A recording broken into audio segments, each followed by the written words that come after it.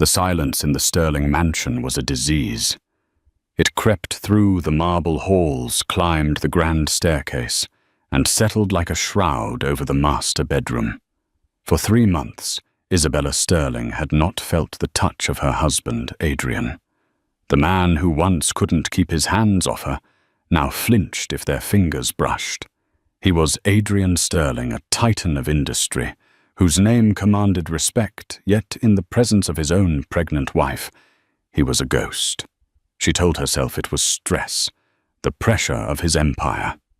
But as his coldness grew, a terrifying question began to bloom in the dark.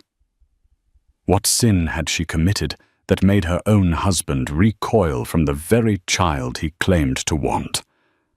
The answer was far more sinister than she could ever imagine.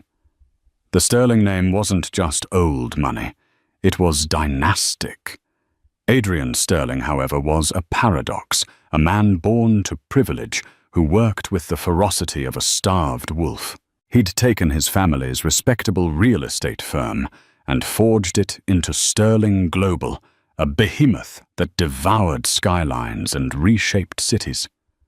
He was brilliant, ruthless, and until recently, utterly besotted with his wife, Isabella. Isabella Rossi had been a rising star in the art world, a curator with an uncanny eye for talent. She met Adrian at a gallery opening, and their connection was immediate and electric. He was drawn to her passion and authenticity, a stark contrast to the transactional relationships he was used to. She was captivated by the vulnerability hidden beneath his corporate armor. Their wedding was the stuff of legends, a fairy tale union of power and art. For 2 years, their life was an idyllic whirlwind. Then came the pregnancy. The positive test should have been the pinnacle of their joy. Adrian had been ecstatic, lifting her into his arms, his laughter echoing in their cavernous living room. He'd promised her the world, a safe and beautiful life for their child. The change began subtly, a week after the first trimester began. It started with a small, almost imperceptible flinch when she reached for his hand in bed. He'd pulled away, muttering something about a late-night email. Isabella, basking in the glow of early motherhood, thought nothing of it. But a week later, he moved his pillows to the far edge of their king-sized bed.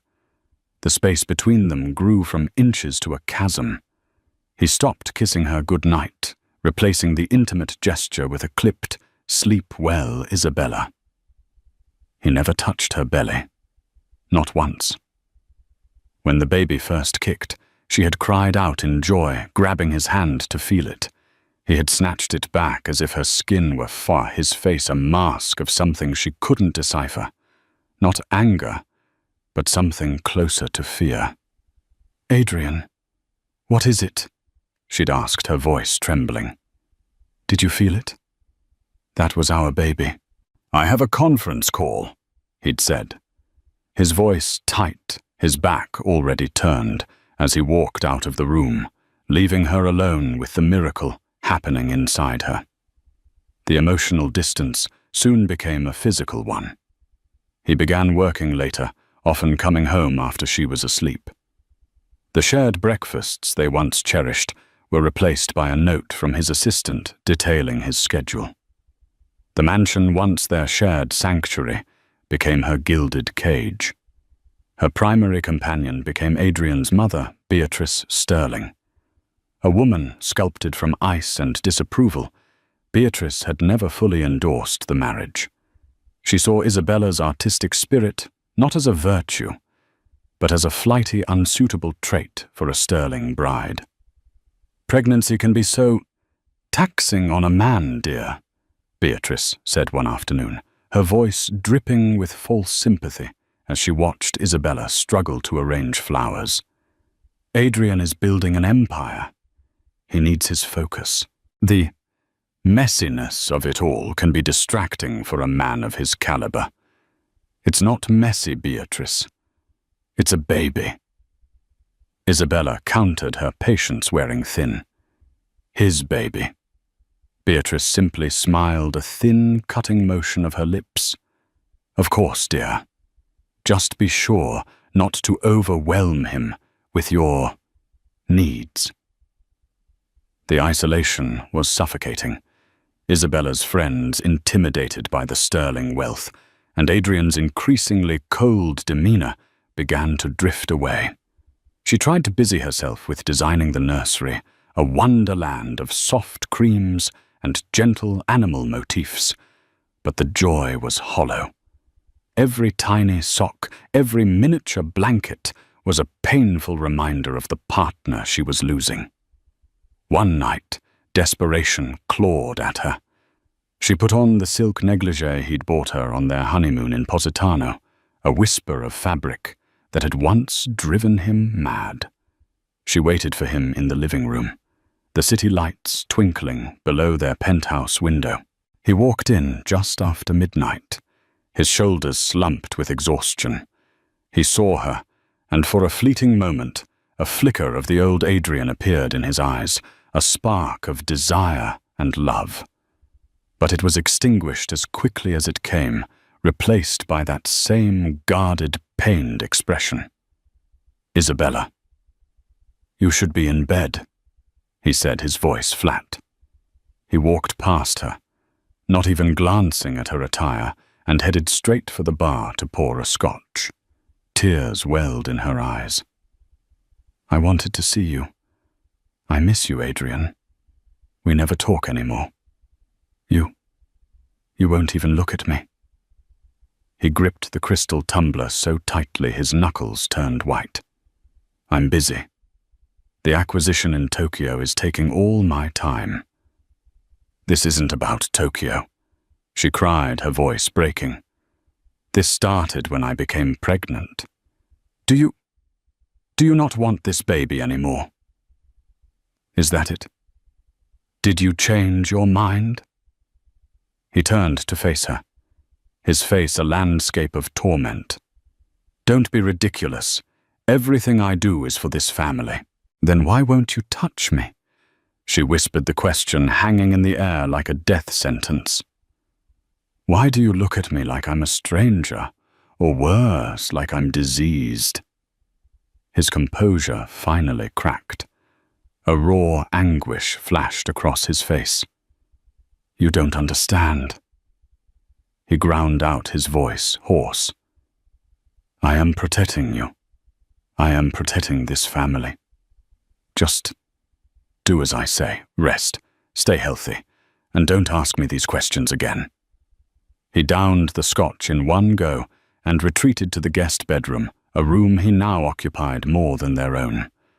The heavy click of the door shutting was the sound of her heart breaking. It wasn't an affair. She was almost certain of that. It was something deeper, something colder, and it was inexplicably tied to the child growing within her. The days bled into weeks, each one a carbon copy of the last. The chasm between them widened until it felt uncrossable. Isabella began to feel like a ghost in her own home, haunting the periphery of her husband's life. The only evidence of his care came in the form of sterile third-party actions. A world-renowned obstetrician was hired, a nutritionist planned her every meal, and a prenatal yoga instructor visited the mansion twice a week. He was providing for her body, but starving her soul. Her mind left to fester. In the silence began to invent scenarios. The most logical and most painful was another woman. Had he reconnected with someone from his past, someone more suited to his world of cutthroat business and cold calculation? Her suspicion began to center on a name she hadn't heard in years. Genevieve Dubois. Genevieve had been Adrian's college girlfriend, and for a time his business partner. She was sharp, ambitious, and as Beatrice had once gleefully informed Isabella, the one that got away. Their breakup had been acrimonious, tied to a business disagreement, where Adrian had ultimately triumphed, pushing her out of a lucrative early venture. Isabella knew it was a long shot, but she was desperate for an explanation. Any explanation that wasn't about her or the baby. One evening, driven by a need for answers, she did something she had never done before she went into Adrian's home office. The room was a monument to his success, sleek, minimalist, and impersonal. She sat in his leather chair, the scent of his cologne still lingering. Her fingers hovered over his laptop before she pulled back, unable to breach that final wall of privacy. Instead, her eyes scanned the room. On his desk, nestled between a stack of financial reports and a blueprint for a new tower, was his personal tablet. It was unlocked. Her heart pounded in her chest. This was a betrayal of his trust, but he had already shattered hers. With trembling hands, she opened his messages. She scrolled through conversations with executives, lawyers, and his mother. Then she saw it. A thread with a name she didn't recognize, G.D. The messages were cryptic. G.D. Any change, Adrian? No. The protocol is difficult, but I'm maintaining it. G.D. You're doing the right thing, Adrian. It's the only way to ensure a positive outcome. Adrian.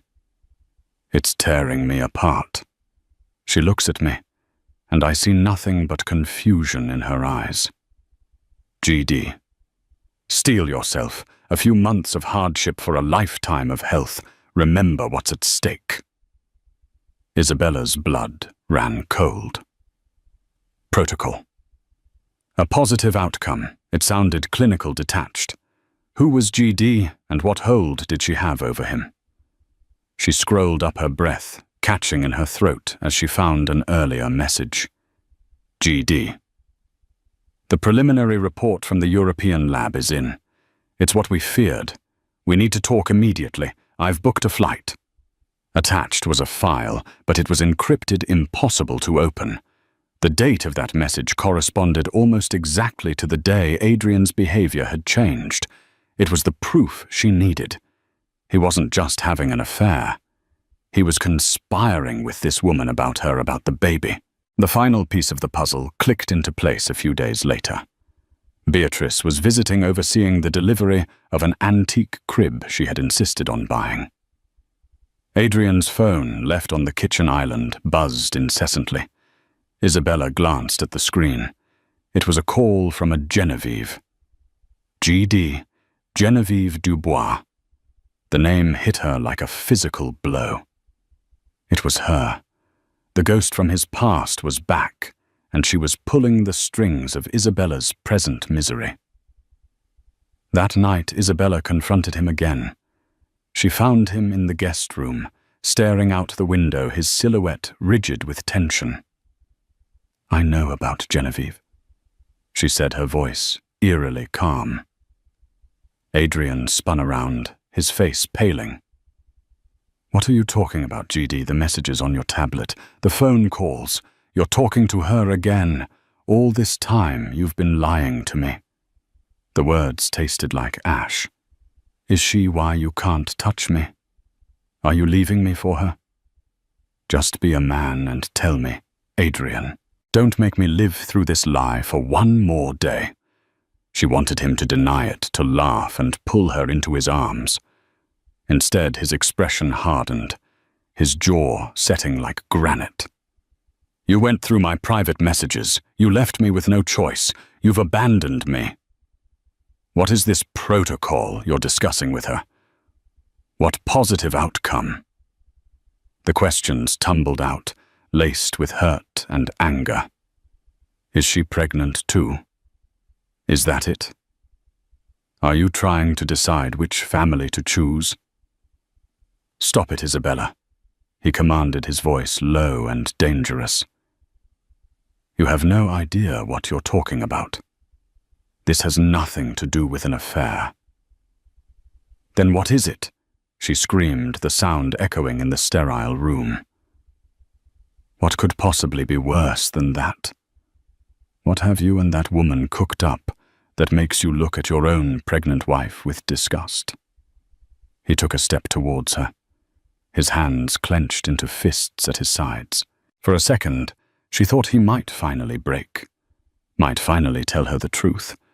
But the walls went up again, higher and thicker than ever before. Genevieve is a consultant, he said, the lie clumsy on his tongue. She is a specialist in a private medical matter. That's all.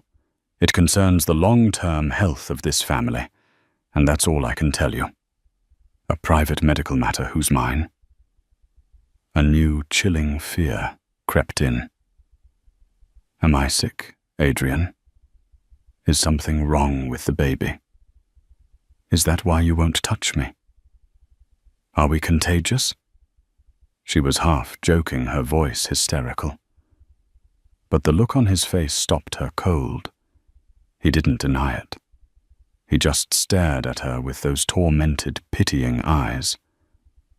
You need to trust me, he said, his voice barely a whisper. This is the hardest thing I have ever had to do, but I am doing it for you. Please, believe that. But she couldn't. Trust was a currency they no longer shared. The involvement of Genevieve Dubois had poisoned everything. Isabella was now convinced of a cruel conspiracy. Adrian and his ex-lover were planning to take her baby. Perhaps they would declare her an unfit mother, using her emotional distress they were causing as proof. It was a monstrous thought, but in the silence of the Sterling mansion, monstrous things seemed possible. She had to fight back, not just for herself, but for her unborn child. To understand the depth of Adrian's deception, one must understand the lie that held him captive. It was a lie of breathtaking cruelty, engineered by two women scorned. Weeks before, just after the first ultrasound, Adrian had received a call from his mother, Beatrice. Her voice was laced with a gravity that immediately set him on edge. Adrian, we need to talk. It's about Isabella, she had said. Something has come to my attention. Something delicate. They met in the sterile quiet of Beatrice's Upper East Side apartment. With her was Genevieve Dubois. Adrian was stunned. He hadn't seen her in nearly a decade. She looked different, harder, her ambition now honed to a razor's edge. She was, he knew, a senior executive at a cutting-edge Swiss biotech firm. Genevieve has some concerns. Beatrice began letting the other woman take the lead. Genevieve's demeanor was one of somber professionalism.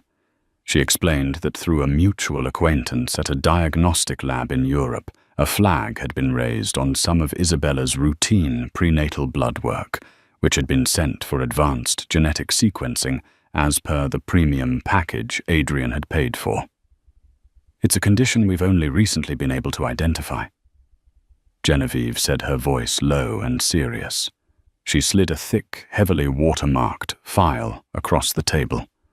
It's called haploreactive gestational syndrome, or HRGS. The name was fabricated, a meaningless string of scientific-sounding words. But to Adrian, it sounded terrifyingly real. It's an incredibly rare recessive gene, primarily found in certain artistic communities in northern Italy.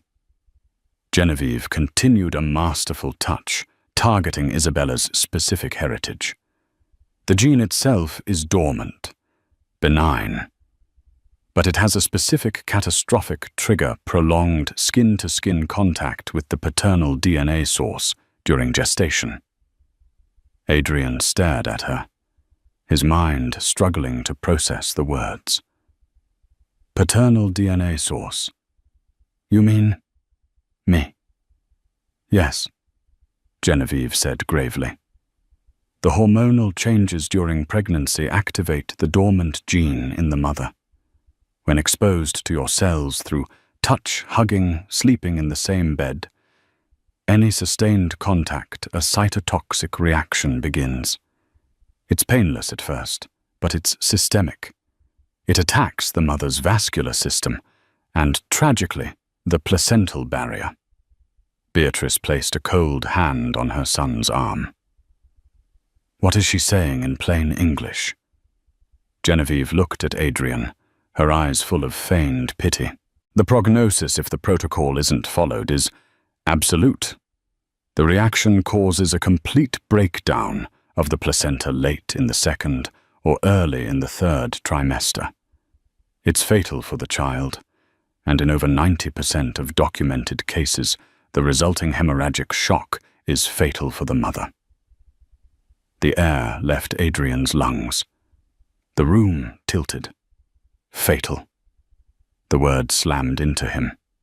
Isabella. His baby. Both gone. "No," he whispered. "That's impossible.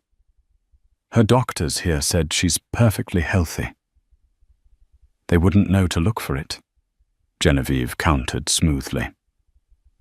"HRGS is a discovery from my company's research wing. The diagnostic test is proprietary. American hospitals don't have it. We only caught it because our lab in Zurich is the only one in the world that screens for it." She presented him with charts, graphs, and cellular diagrams, all beautifully forged, all utterly meaningless. But to a layman, they looked like irrefutable proof. "What do we do?" Adrian asked, his voice hoarse. "There must be a treatment. A cure." This was the hook. "There is a protocol," Genevieve said, "and it has a near 100% success rate if followed perfectly.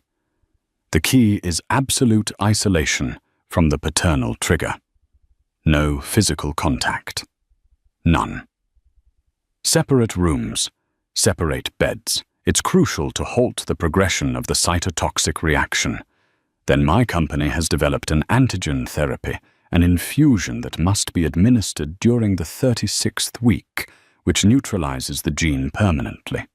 After the birth contact can resume as normal." Beatrice, playing her part to perfection, gasped. "You mean he can't touch his own wife? For the entire pregnancy, it is the only way to save her life," Genevieve said, her tone final. "And the life of his child." Adrian felt like he was drowning.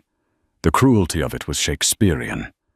To save his wife and child, he had to become a monster to them. He had to withdraw his love, his comfort, his touch at the very moment she would need it most. He had to inflict unimaginable emotional pain to prevent a catastrophic physical one. "Why would you do this for me, Genevieve?" he asked, a sliver of his old suspicion surfacing. "After everything?" Genevieve's mask of concern was flawless. "Because nobody deserves this, Adrian. And whatever our past, I am a scientist first. I couldn't live with myself if I knew this," and said nothing. Beatrice sealed the deal. "This is a test from God, Adrian. It is a burden you must carry alone. You cannot tell Isabella. The psychological stress could be just as damaging. She would never understand. She would think you're mad. She might even try to touch you to prove you wrong. You must be strong for her. You must be the villain to be her savior." He was trapped. The lie was perfect. A she, built of love and fear. He agreed to everything. He would fund Genevieve's antigen research to the tune of millions of dollars, paid to an offshore account for her discretion. He would follow the protocol to the letter. He would become cold, distant, and cruel, all in the name of saving the two people he loved most in the world. Every pained look from Isabella, every tear she shed, was a knife in his gut. But he held firm, clinging to Genevieve's words. A few months of hardship for a lifetime of health. He was playing a role, the most difficult of his life. He was the lonely guardian of a terrible secret, bearing Isabella's hatred as a shield to protect her from a danger she couldn't see. He had no idea the danger was standing right beside him, wearing a lab coat and a sympathetic smile. Isabella couldn't sleep. She couldn't eat. The theory that Adrian and Genevieve were plotting to take her child had taken root in her heart, a poisonous vine strangling all reason. She watched Adrian move through their home, his face etched with a pain she now interpreted as guilt. His torment wasn't for her. It was for the betrayal he was planning. She knew she couldn't survive this alone. She needed an ally, an expert, someone whose authority, Adrian, a man who respected only power and expertise, could not dismiss. She needed the best doctor money could buy. She spent a day researching not just for top obstetricians, but for perinatal specialists, geneticists, the heads of departments at the most prestigious hospitals in the country. One name kept appearing: Dr. Anya Sharma, the chief of maternal fetal medicine at Lenox Hill Hospital in Manhattan. Dr. Sharma was renowned not just for her clinical skill, but for her work in complex, high-risk pregnancies and her direct, no-nonsense approach. Isabella called the office herself, her voice shaking as she explained she needed a second opinion on a complicated and sensitive matter. The urgency in her tone must have been palpable because the scheduler found her an appointment for the following week. Now she had to get Adrian there. She approached him that evening, not with accusations or tears, but with a cold, hard resolve that mirrored his own. "I've made an appointment," she said, standing in the doorway of his study. "My assistant handles your appointments, Isabella. Everything is scheduled." "Not with my current doctor," she said. "This is with Dr. Anya Sharma at Lenox Hill. It's for Tuesday at 10 a.m. We are both going." Adrian looked up from his work, his brow furrowed. "That's unnecessary. You have the best care." "The best care isn't working, is it?" she shot back. "Something is wrong, Adrian. You've said it yourself, this is a private medical matter." "Well, I'm done with secrets. We are going to sit in a room with a real expert, and you are going to tell her and me exactly what is going on. Either you come with me, or I will go alone and tell her that my husband believes I am diseased and refuses to touch me." I wonder what a doctor of her standing would make of that. It was an ultimatum, and they both knew it. She saw the panic flash in his eyes. His carefully constructed wall was being threatened by an outside force he couldn't control. "Isabella, you don't understand the risk," he started, his voice pleading. "No," she said, her voice like steel. "You don't understand. I am your wife. This is my body and my child. I will have the truth. Tuesday, 10 a.m. Be there." She turned and walked away, not waiting for a response. For the first time in months, she felt a flicker of power. The morning of the appointment was thick with tension. Adrian was dressed in a perfectly tailored suit, his armor for the battle ahead. He was pale, his hands trembling slightly as he drove them into the city. He tried one last time in the car. "Please, let's not do this," he said. His voice strained. "It's not safe. The safest place for a pregnant woman is with a doctor." "Adrian," she replied, looking out the window. As they walked into the polished, quiet lobby of the maternal fetal medicine unit at Lenox Hill, Adrian's phone buzzed. It was a text from Genevieve. "GD, your mother told me what you're doing. This is a catastrophic mistake. You cannot expose the situation to an outside physician. They are not equipped. You will jeopardize the entire protocol." Leave now." Adrian's blood turned to ice. He looked at Isabella, already checking in at the front desk, her posture determined. He was trapped between two impossible choices: betray the woman who held the supposed cure, or betray the wife who was demanding the truth. He pocketed his phone, his heart hammering against his ribs, and followed his wife down the hall. Dr. Anya Sharma was a woman in her 50s, with intelligent, compassionate eyes and an air of unshakable competence. She listened patiently as Isabella, in a rush of emotion, explained the situation. She didn't recount her theory about Genevieve taking her baby. It sounded too hysterical. Instead, she stuck to the facts. "My husband. For the past 3 months, he has refused to touch me. He sleeps in a separate room. He says he is protecting me, that there's a medical reason for it, but he won't tell me what it is. I am perfectly healthy. My checkups are normal. But he is convinced that something is terribly wrong. I am scared, doctor, and I am so alone." Dr. Sharma nodded, her expression unreadable. She then turned her calm, perceptive gaze to Adrian. "Mr. Sterling, would you care to explain your side of this?" Adrian sat stiffly, his hands clasped on his knees. This was the moment, the point of no return. He swallowed hard. "Doctor," he began, his voice raspy, "I have been privy to information from a specialist in Europe, a biotech firm. They've identified a condition, something my wife has." "And what is this condition called?" Dr. Sharma asked, picking up a pen. Adrian's throat was dry. He could feel Isabella's eyes burning into the side of his face.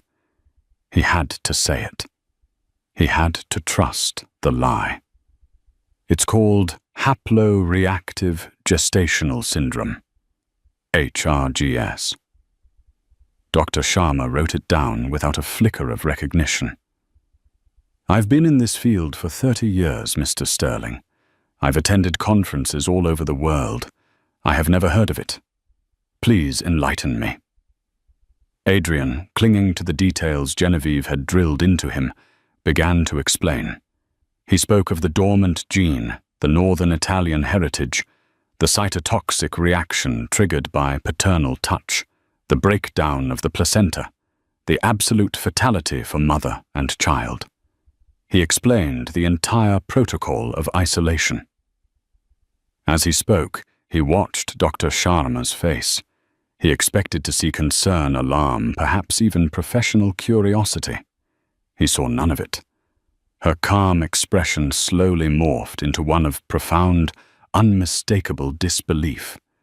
She wasn't looking at him like he was a concerned husband. She was looking at him like he was a fool. When he finished, the room was silent.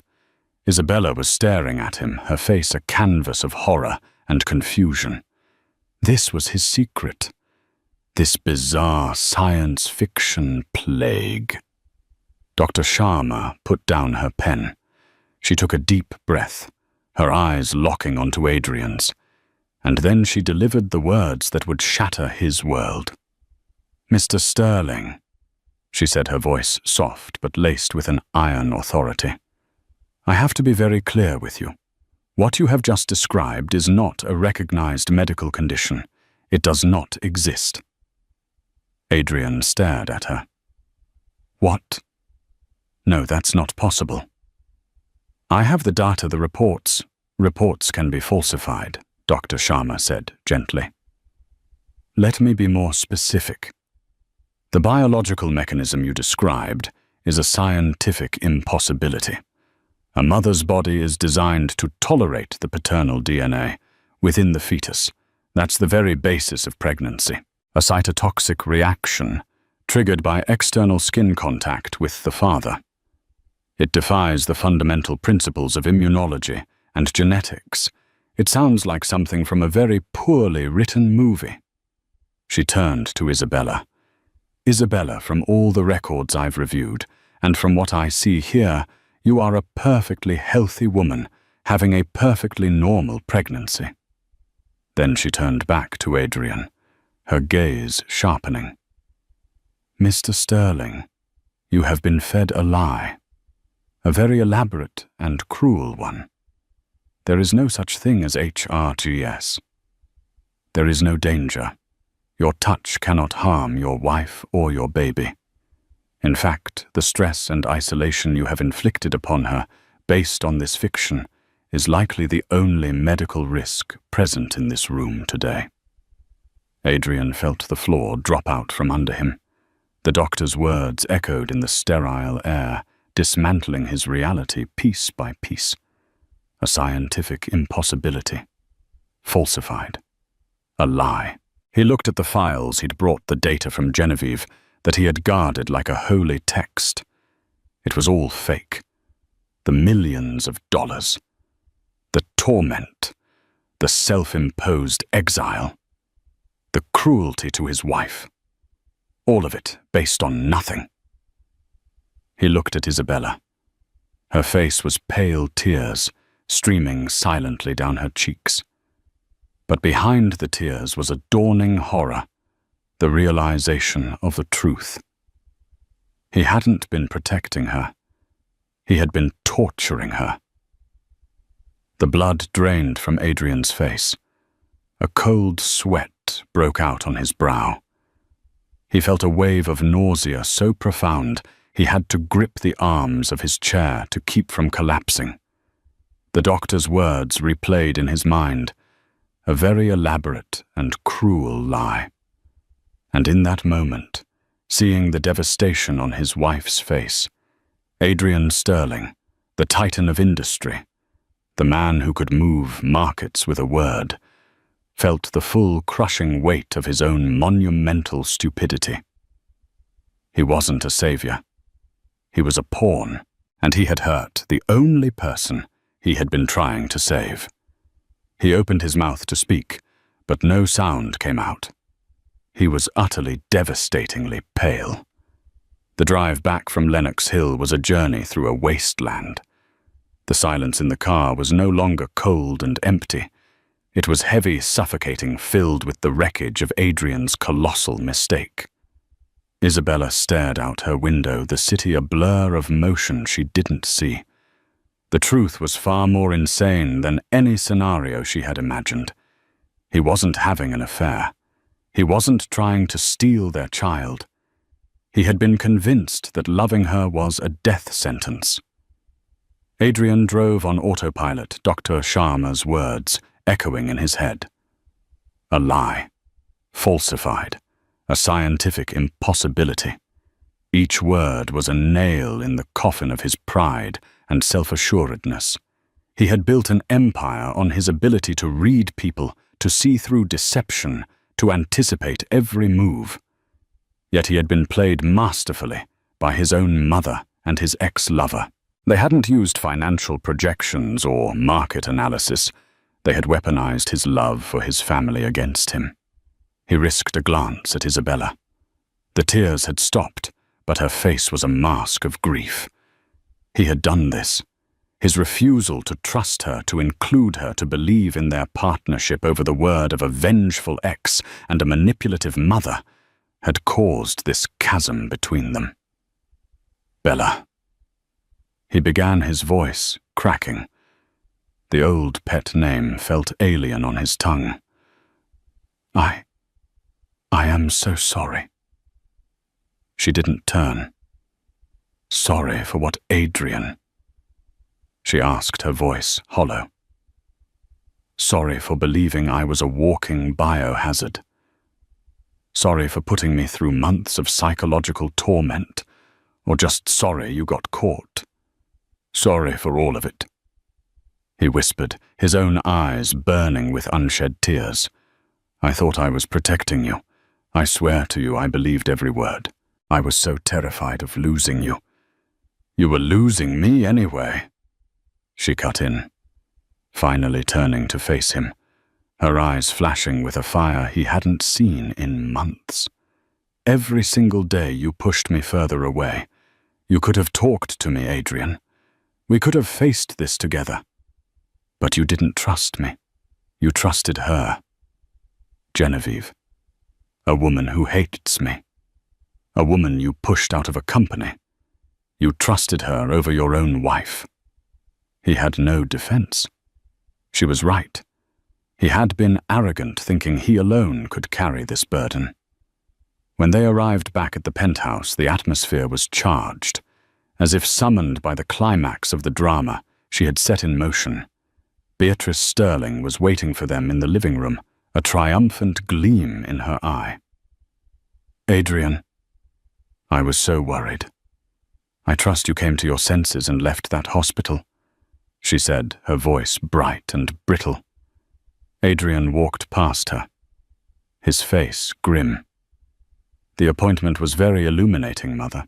Beatrice's smile faltered as she saw Isabella's tear-stained face and the thunderous expression on her son's. What happened? The truth happened, Isabella said, finding her voice.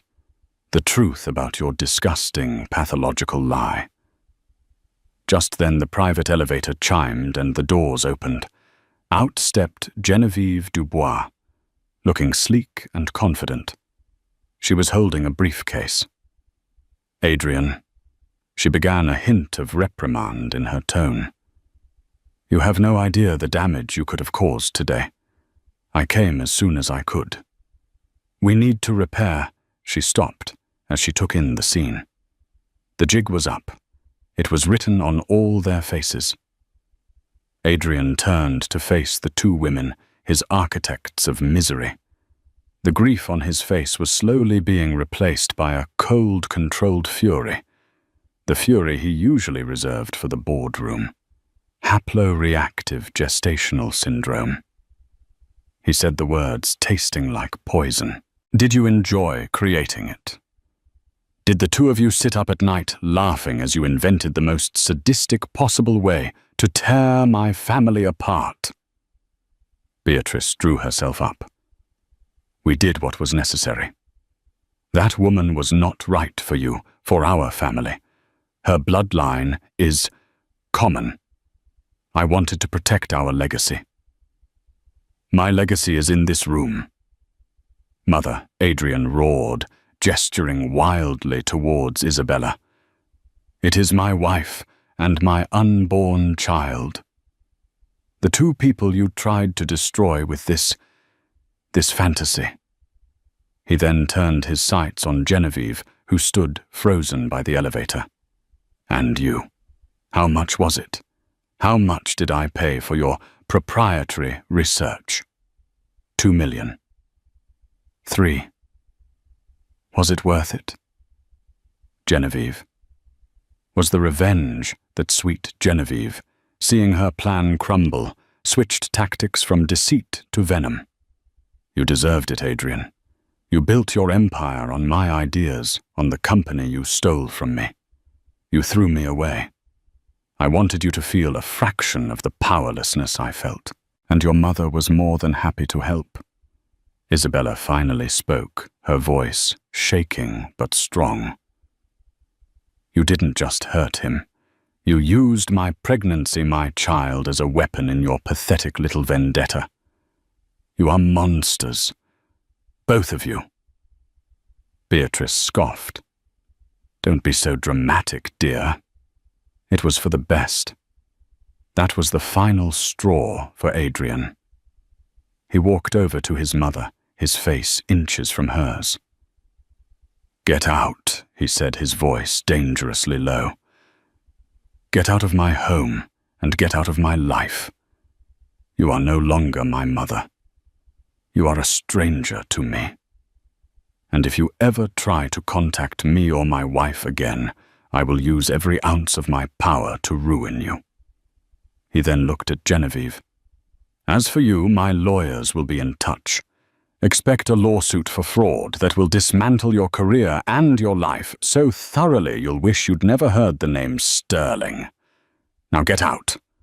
Beatrice paled, genuinely shocked. Genevieve, pragmatic to the end, turned without a word, and stepped back into the elevator. Beatrice lingered, sputtering Adrian. "You can't mean this." "Try me," he snarled. Defeated. Beatrice followed Genevieve into the elevator. The doors slid shut, and they were gone. The silence that returned was different. It was clean. The poison had been excised. But the wound was vast and deep. Adrian turned to Isabella, his face crumbling. All the anger was gone, replaced by a profound, bottomless shame. He looked like a lost boy. "Bella," he whispered. "I know sorry isn't enough. I don't know what is. But I will spend the rest of my life trying to fix this, trying to earn you back." He took a hesitant step towards her, his hand outstretched, not to touch her, but as a plea. For months, he had been forbidden from doing so by a lie. Now he was forbidden by the truth of his own actions. Isabella looked at her husband, the man she loved, the man who had wounded her so deeply. She saw the genuine remorse in his eyes, the agony of his regret. The path forward was uncertain, but for the first time in a long time, it was a path they would have to walk together. Slowly, deliberately, she took his hand. His skin was warm, real. His touch didn't hurt. It wasn't a poison. It was just a beginning. The confrontation was a detonation, leaving behind a silence more profound and unsettling than the one that had preceded it for months. Beatrice and Genevieve were gone, spectres exorcised from the penthouse, but their poison lingered in the air. Adrian and Isabella stood in the vast living room, separated by a chasm, not of physical distance, but of action and consequence. The truth had set them free from the lie, only to imprison them in a new, more complex reality. Adrian was a man adrift. The core tenets of his existence, his judgment, his control, his ability to protect his family, had been systematically dismantled. He looked at Isabella, truly looked at her for the first time, without the filter of Genevieve's fiction, and saw the full extent of the damage. The exhaustion in her eyes, the protective way she cradled her belly, the slight tremor in her hands. It was all his doing.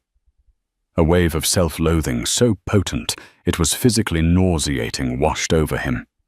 He who had vowed to be her shield had been the sword that struck her. Bella. He choked out the name, a shard of glass in his throat. She flinched, a small, almost imperceptible reaction that cut him deeper than any shout could have. "Don't," she whispered, her voice fragile. "I can't.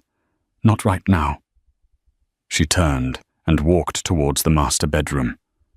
Her movements weary, each step an effort. The quiet click of the door shutting was a judgment. The first few days were a masterclass in navigating a shared space as strangers.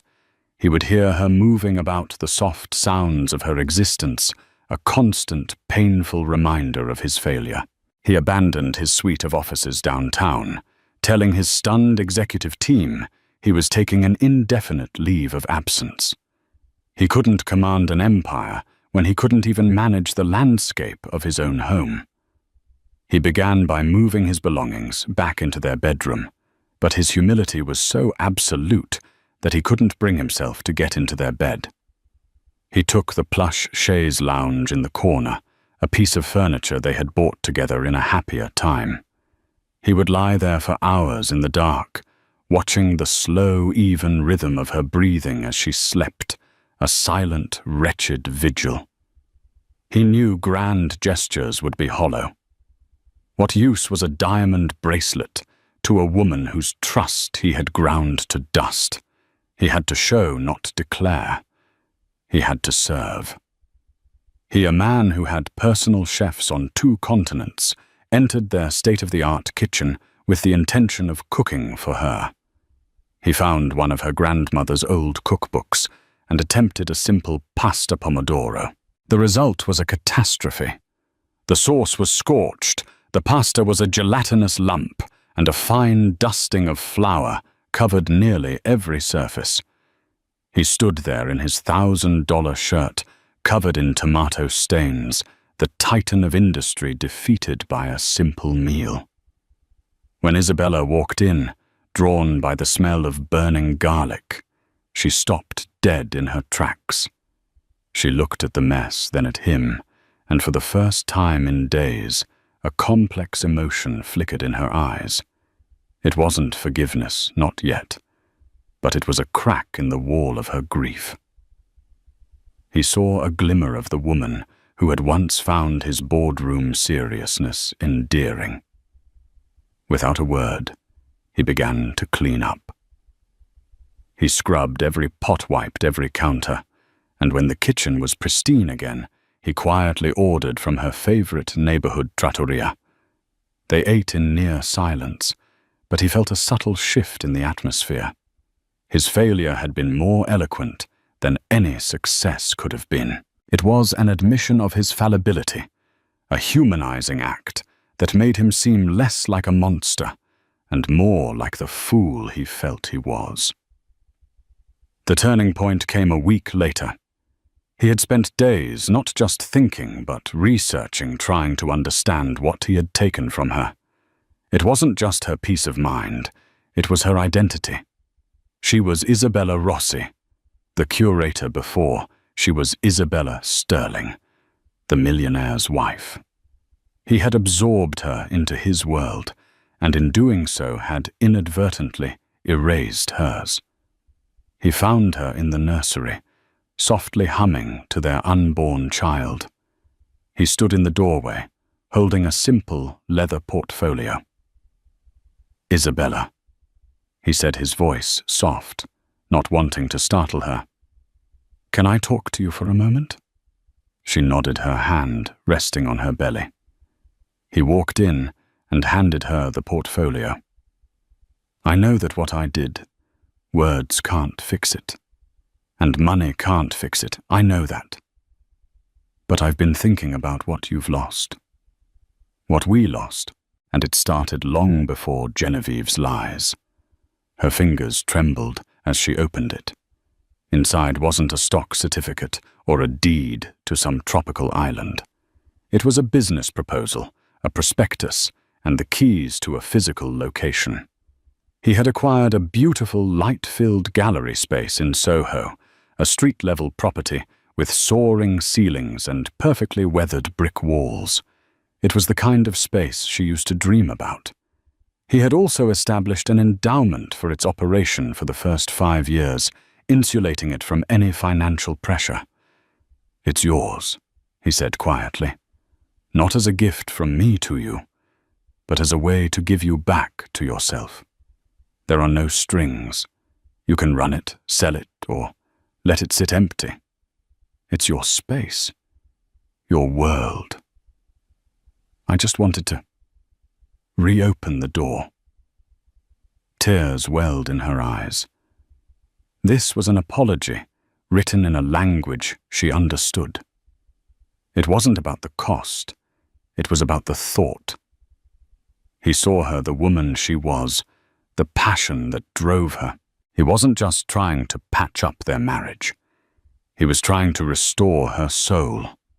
She looked from the portfolio to his face and saw a man desperately trying to rebuild a world he had helped demolish. "Thank you, Adrian," she whispered, the first truly warm words she had offered him. The real thaw came that weekend.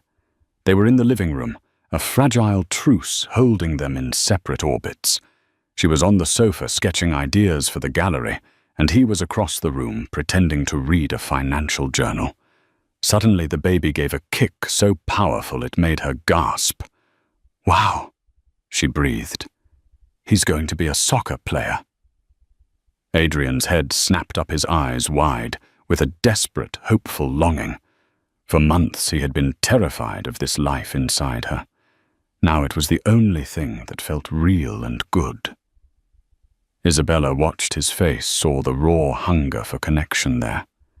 The resentment she harbored warred with a deeper, more primal instinct to share this miracle. She took a breath. Would you like to feel?" He was across the room in an instant, his movements clumsy with eagerness. He knelt before her, his body trembling slightly. He hesitated for a fraction of a second, the phantom fear of Genevieve's lie still echoing in his muscle memory. Then he slowly, reverently placed his palm on her stomach. The space was electric. For a moment, there was nothing. Then a distinct, powerful thump pressed against his hand from within. It was his undoing. A choked sob escaped his lips. The sheer, undeniable fact of his child, alive and strong, crashed against the wall of his guilt and shame. And the wall broke. He rested his forehead against her, and the tears he had held back for months finally came hot and silent. He wasn't just crying for his foolishness. He was crying with overwhelming gratitude for this second chance, for the life he had almost forsaken. Isabella felt his tears soak through her dress. Her own eyes filled. Without thinking, her hand went to his head, her fingers weaving into his hair, holding him. It wasn't a calculated act of forgiveness. It was an impulse of pure empathy.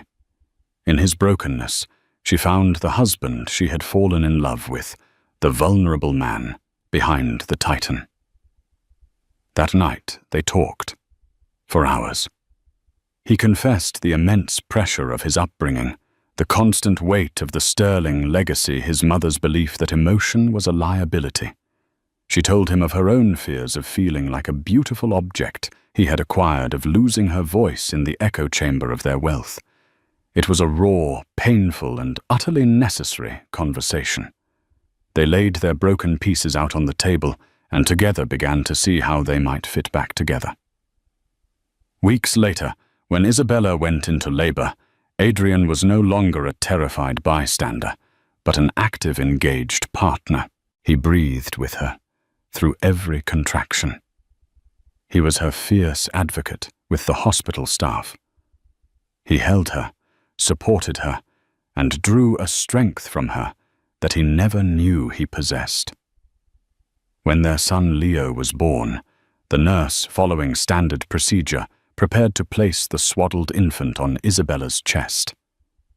But Adrian, his eyes filled with a love so pure it was dazzling, asked, "May I?" The nurse handed him his son. He held the tiny 7-pound miracle, looked into his impossibly new eyes, and felt his world recalibrate around a new, unshakable center. He then walked to Isabella's side, leaned down, and gently placed Leo into her waiting arms, creating their first family embrace. He kissed her, a kiss that tasted of salt and relief, and a future they had almost lost. He then kissed his son's head. He was touching them both. His family. Whole, healthy, and finally, truly safe. The sterling legacy wasn't steel and glass. It was flesh and blood, held together by a love that had been tested in the cruelest of fires and had, against all odds, emerged stronger. The story of Adrian and Isabella Sterling is a harrowing reminder that the most damaging lies are often the ones we accept out of fear. It shows that true strength isn't about bearing burdens alone, but about having the courage to trust the one you love. Their journey from a gilded cage of suspicion to a hard-won peace proves that even the deepest wounds can be healed through honesty, forgiveness, and the simple, powerful act of reaching out for another's hand. What did you think of Adrian's impossible choice? Was his mother's manipulation the ultimate betrayal, or was Genevieve's revenge more sinister? Let us know your thoughts in the comments below. We read every single one, and if you were moved by this story of love, lies, and redemption, please give this video a thumbs up, share it with someone who loves a good story, and don't forget to subscribe to our channel for more content that will leave you thinking. Thank you for listening.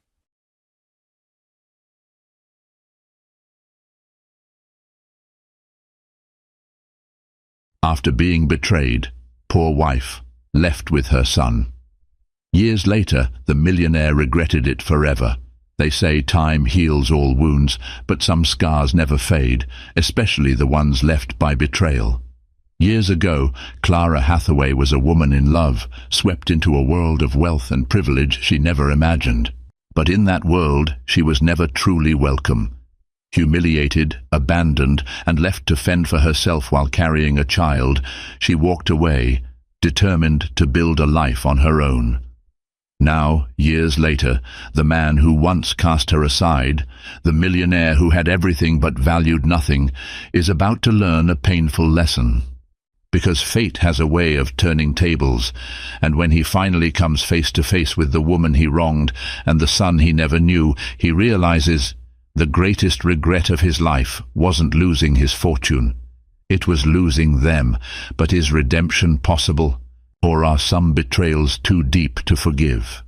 Stay with me as we uncover a story of love, loss, and a reckoning that will leave you speechless.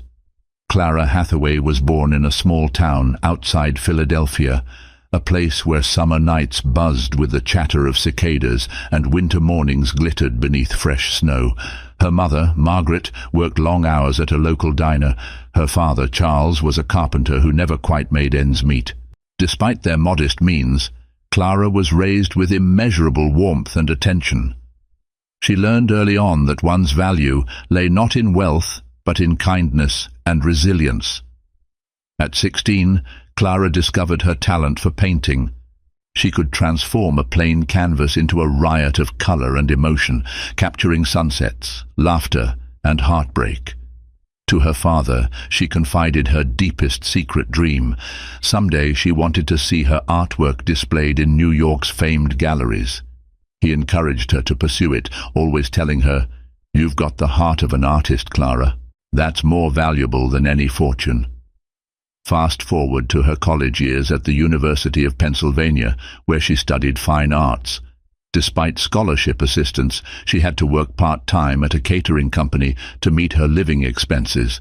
It was at one of these events, a lavish charity gala in downtown Philadelphia, where fate intervened. She was on the serving staff that evening, wearing a plain black uniform with a crisp white apron. Meanwhile, Alexander Sterling, who everyone called Alex, was in attendance with his equally affluent friends. He was a young entrepreneur from a rich Boston family, heir to the Sterling Industries empire. With sleek, dark hair and a confident smile, he carried an aura of effortless aristocracy. At that time he was 28, fresh from a triumphant business venture that netted him millions overnight. Alex was bored by the typical crowds at these high society events. Then his gaze landed on Clara, who was quietly serving champagne. Something about her delicate poise, the way she seemed comfortable in her own skin, even while hustling with a tray of glasses, captured his attention. She wasn't trying to impress anyone. She was doing her job, eyes shimmering with an unspoken dream. That night, he didn't immediately speak to her, but he remembered her face. An unexpected pang of curiosity gnawed at him. Days later, as if orchestrated by destiny, they crossed paths in the university courtyard. Clara, carrying art supplies, collided with him by accident. Charcoal sketches went flying into the wind. Alex knelt to help her gather them, and that fleeting moment crystallized something. A warmth in Clara's eyes contrasted sharply with the circle of opulence he was accustomed to. A conversation sparked, kindled by genuine interest. Their connection felt natural, like two pieces of a puzzle. Not long after, Alex asked her out for coffee. Clara, initially hesitant, finally agreed. Thus began a whirlwind romance that no one could have predicted, the up-and-coming millionaire and the down-to-earth artist. Their early relationship was woven with stolen kisses between classes, late-night walks by the Squillkill River, and confessions about their dreams for the future. She taught him how to see beauty in small things, while he introduced her to a world of infinite possibility and, admittedly, infinite temptations. In the eyes of the world, they were an odd pair, but in each other's eyes they found a perfect fit. Neither could foresee the heartbreak and public humiliations that would come, not in those early days when love seemed invincible beneath the star-swept sky. A year into their relationship, Clara began to see small fissures in Alex's otherwise flawless facade. While he showered her with gifts, a silver bracelet for her birthday, tickets to exclusive art shows, romantic weekend getaways, there was a guarded intensity lurking beneath his charm. He was fiercely ambitious, constantly surrounded by wealthy friends and business associates who had grown up in the same privileged circles. Clara found herself struggling to keep her footing in that environment. She was a self-made spirit, used to living frugally and working 2 part-time jobs. The ostentatious parties, the designer clothes, and the expensive champagne often felt alien. She tried her best to adapt because she loved Alex, and at times she couldn't help but feel like she was living in a dream, her new life a stark contrast to the diner in her hometown. However, she noticed that whenever Alex introduced her to his associates, an undercurrent of skepticism floated in the air. His friend group included names like Gregory "Greg" Ridley, the heir to a real estate empire, and Sabrina Marchant, a glamorous investor known for her strategic mind and predatory flair in business deals. They would smile politely at Clara, but she sensed their silent judgment. "She's not one of us." It didn't help that Clara was fiercely independent and unwilling to let Alex pay her bills. When he insisted on buying her a brand new BMW for her 21st birthday, she politely declined. "I can't let you do that," she said softly, hoping to appease his pride. "I can't even afford the insurance." The tension spilled over during an after-party at Alex's penthouse suite in New York. Clara witnessed Alex stress out over the slightest thing, like if a waiter brought the wrong brand of sparkling water. She also overheard him on a heated phone call with an investor, using cutting words that alarmed her. She approached him afterward, concern etched on her face. "Are you okay?" He brushed her off with a forced smile. "Just business. You wouldn't understand." That one line stung. You wouldn't understand. It implied an intellectual or experiential gulf that set them apart. She swallowed her hurt, attributing his brusqueness to business pressure. But the cracks had begun, hairline fractures in a seemingly robust relationship. In a quieter moment, Alex confessed his frustration about his father's looming presence. "I have to prove myself, Clara," he said. "My father thinks I'm just coasting on the sterling name." This vulnerability opened a window into his insecurities. Suddenly Clara understood. Alex's arrogance was partly armor to hide a fear of not being good enough. She tried to reassure him, saying, "You're talented, Alex. You have everything you need to succeed on your own." But sometimes no amount of reassurance can fill the void of self-doubt. Life went on, with fleeting moments of joy overshadowing the creeping sense of disconnection. Clara painted, Alex hustled for bigger deals.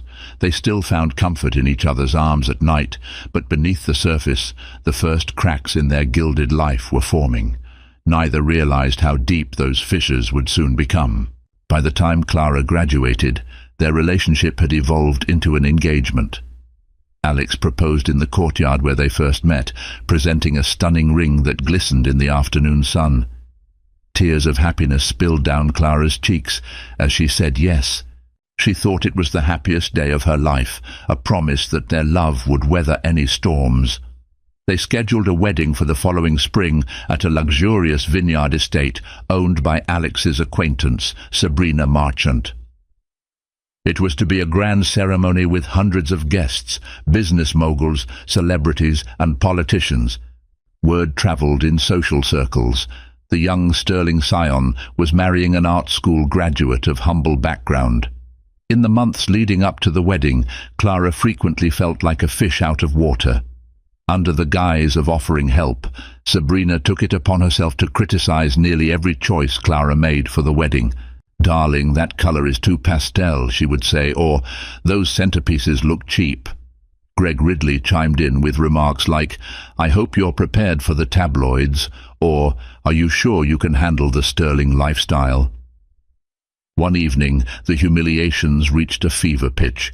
Clara and Alex attended a charity banquet in Boston, hosted by a prominent figure named Howard Winchester. The event was as glamorous as it was exclusive, featuring a performance by renowned cellist Yo-Yo Ma and a buffet catered by chef Thomas Keller. Dressed in a pale blue gown, Clara clung to Alex's arm, trying to hide her nervousness. During dinner, an influential gallery owner named Meredith Walton approached their table. Clara had spent months yearning to meet someone like Meredith, hoping to secure a chance to showcase her art. Sensing an opportunity, Clara politely introduced herself, heart pounding. But before she could finish her sentence, Sabrina slid into the conversation, overshadowing Clara with boastful chatter. "Oh, Clara's art is nice," Sabrina said, her tone dripping with condescension. "She's got a lovely hobby, but her real focus, of course, is preparing for her new life as Mrs. Sterling." Laughter rippled around the table, though some guests shifted uncomfortably in their seats. Clara's cheeks burned. She looked to Alex, hoping he would speak up, yet he remained silent, offering her a tight smile that seemed to say, "Let it go."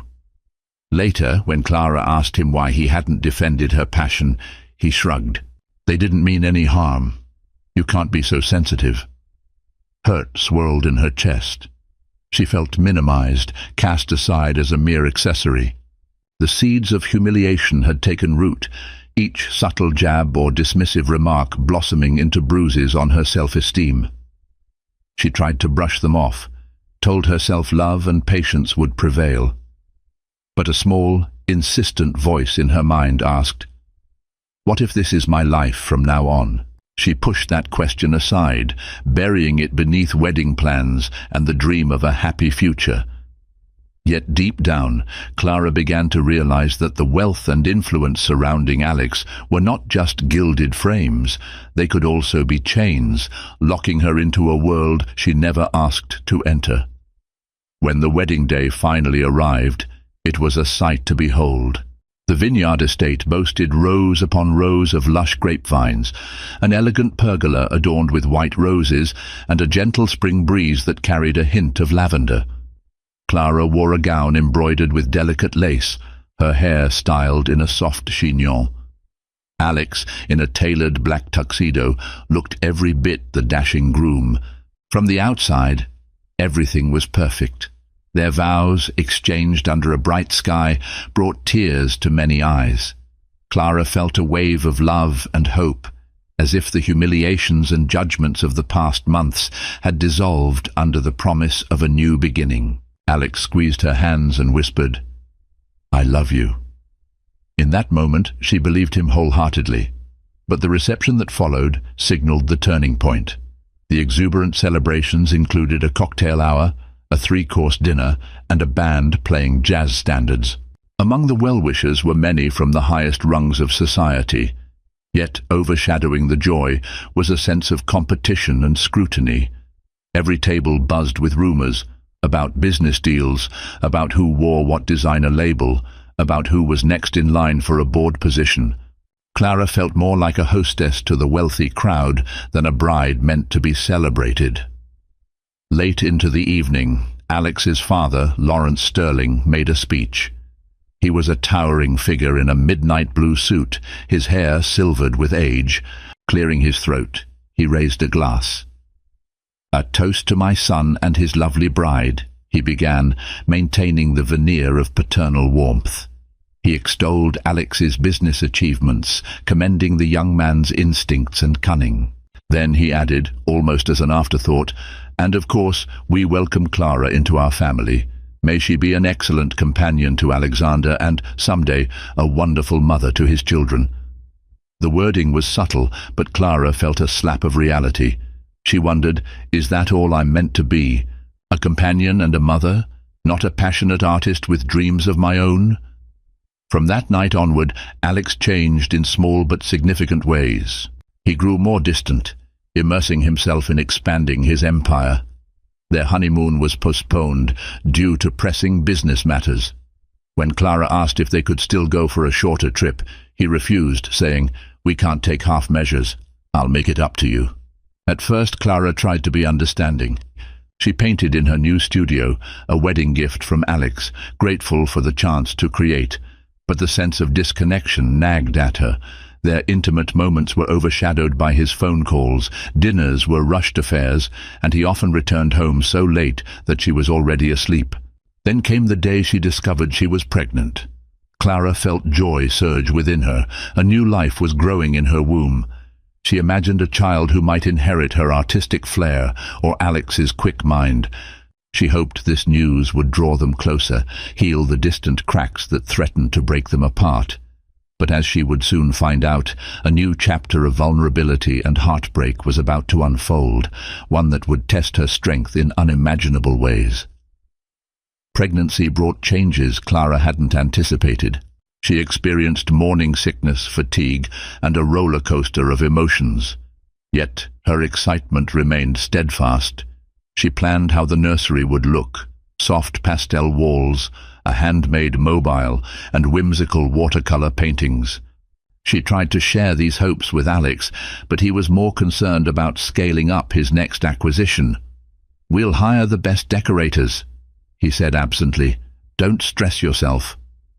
Often Clara found herself alone in the Sterling mansion, the echo of her footsteps magnified by the emptiness. She confided her fears in Margaret, her mother, who offered gentle words over long phone calls. "You have to stand up for yourself, honey.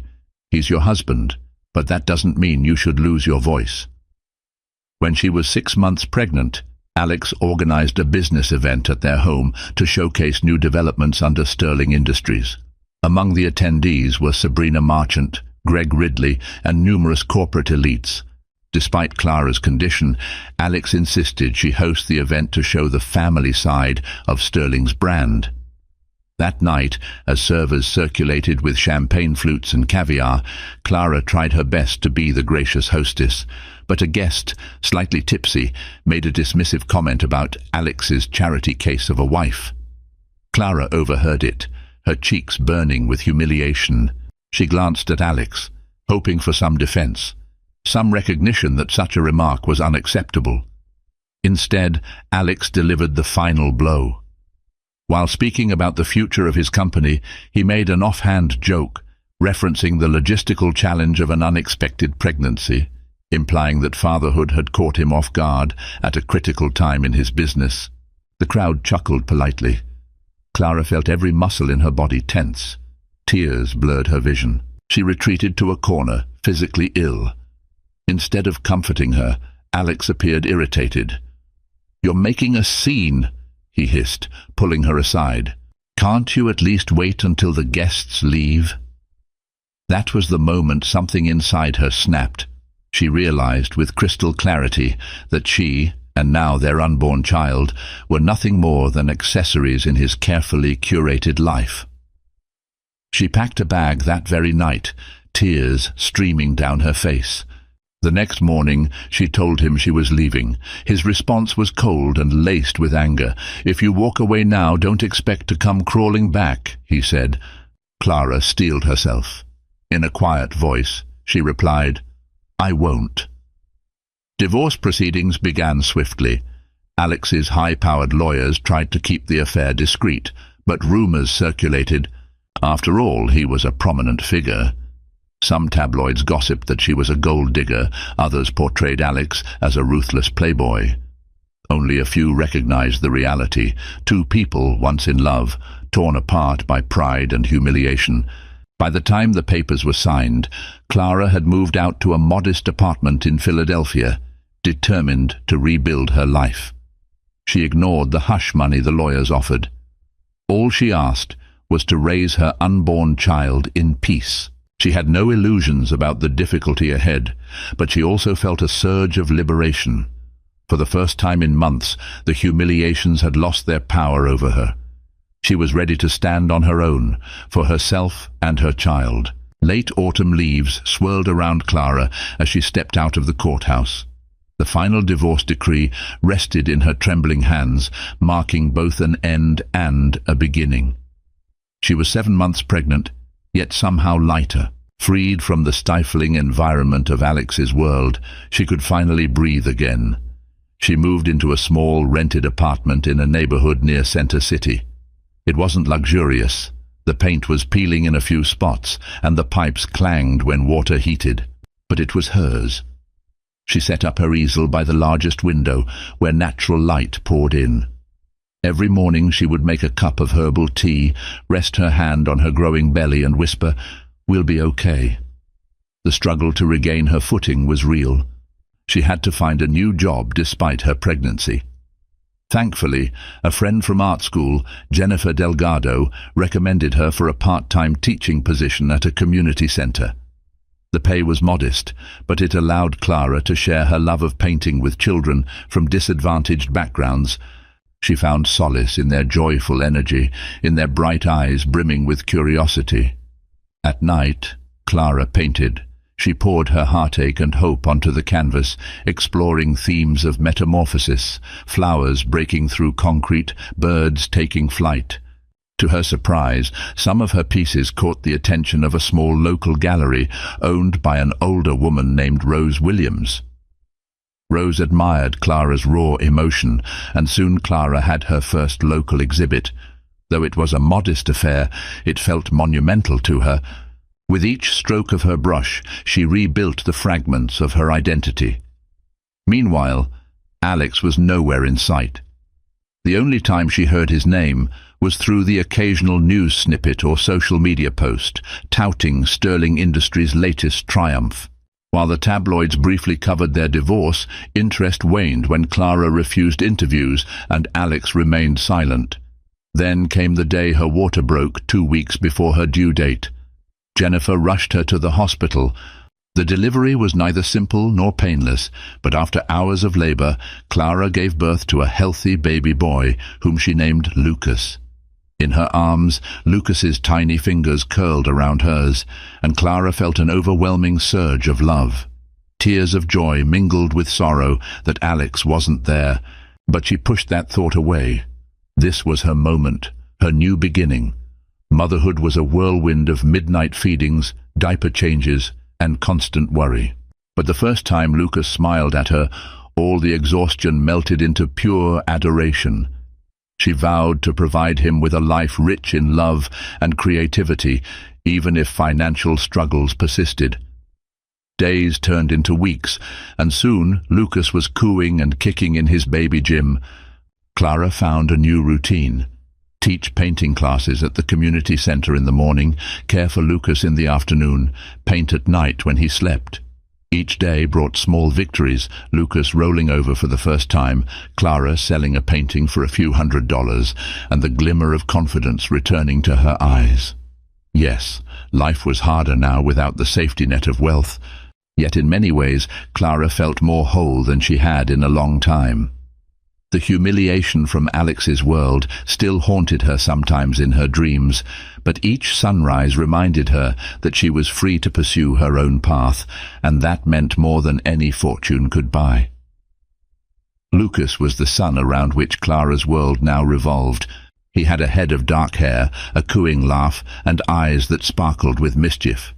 Even at just a few months old, he seemed alert to the colors and shapes around him, often babbling in delight when Clara painted. One chilly winter evening, as Clara gently rocked Lucas to sleep, she received a call from Margaret. Her mother was coming to visit. When Margaret arrived, she scooped Lucas up into her arms and showered him with grandmotherly affection. Margaret's eyes filled with pride at how her daughter had managed on her own. "You've done so well, sweetheart," she whispered, pressing a kiss to Clara's forehead. Still, the topic of Alex lingered like a ghost in the background. Margaret inquired politely, "Has he reached out?" Clara shook her head. Not once. Not even to check on Lucas. Her tone held sadness, but also resignation. She had made her choice, and she didn't regret it, at least not for her own sake. For Lucas, it was more complicated. She had once hoped that Lucas would know his father, but Alex's silence spoke volumes. In truth, Alex wasn't completely ignorant of Lucas's birth. He had been notified by his lawyers, who advised him on custody and support. Initially, Alex seemed content to settle everything through his legal team. Clara refused any large sums or monthly stipends. She worried that it might entangle her again in Alex's life on his terms. However, she didn't block him from acknowledging his child. She left that door open, hoping against hope that the father in him would care enough to walk through it. Time passed, and Lucas began to crawl. Clara took countless photographs of him, capturing every tiny milestone. She hung them on the walls, filling the apartment with memories instead of regrets. Occasionally, she posted a photo on social media, but only for a small circle of friends. She never tagged Alex, never sought his attention. Yet part of her still wondered, does he think about us? Behind the scenes, Alex was indeed thinking, though not in the ways Clara might have expected. He was consumed with regret, battling an internal war between pride and longing. He read every update his lawyer sent him about Lucas's progress. A part of him wanted to pick up the phone, to see his son for the first time. But another part, hardened by arrogance, believed that if Clara had really cared, she would have told him directly and invited him in. He rationalized his inaction with the thought that she chose to leave, so it was on her to bridge the gap.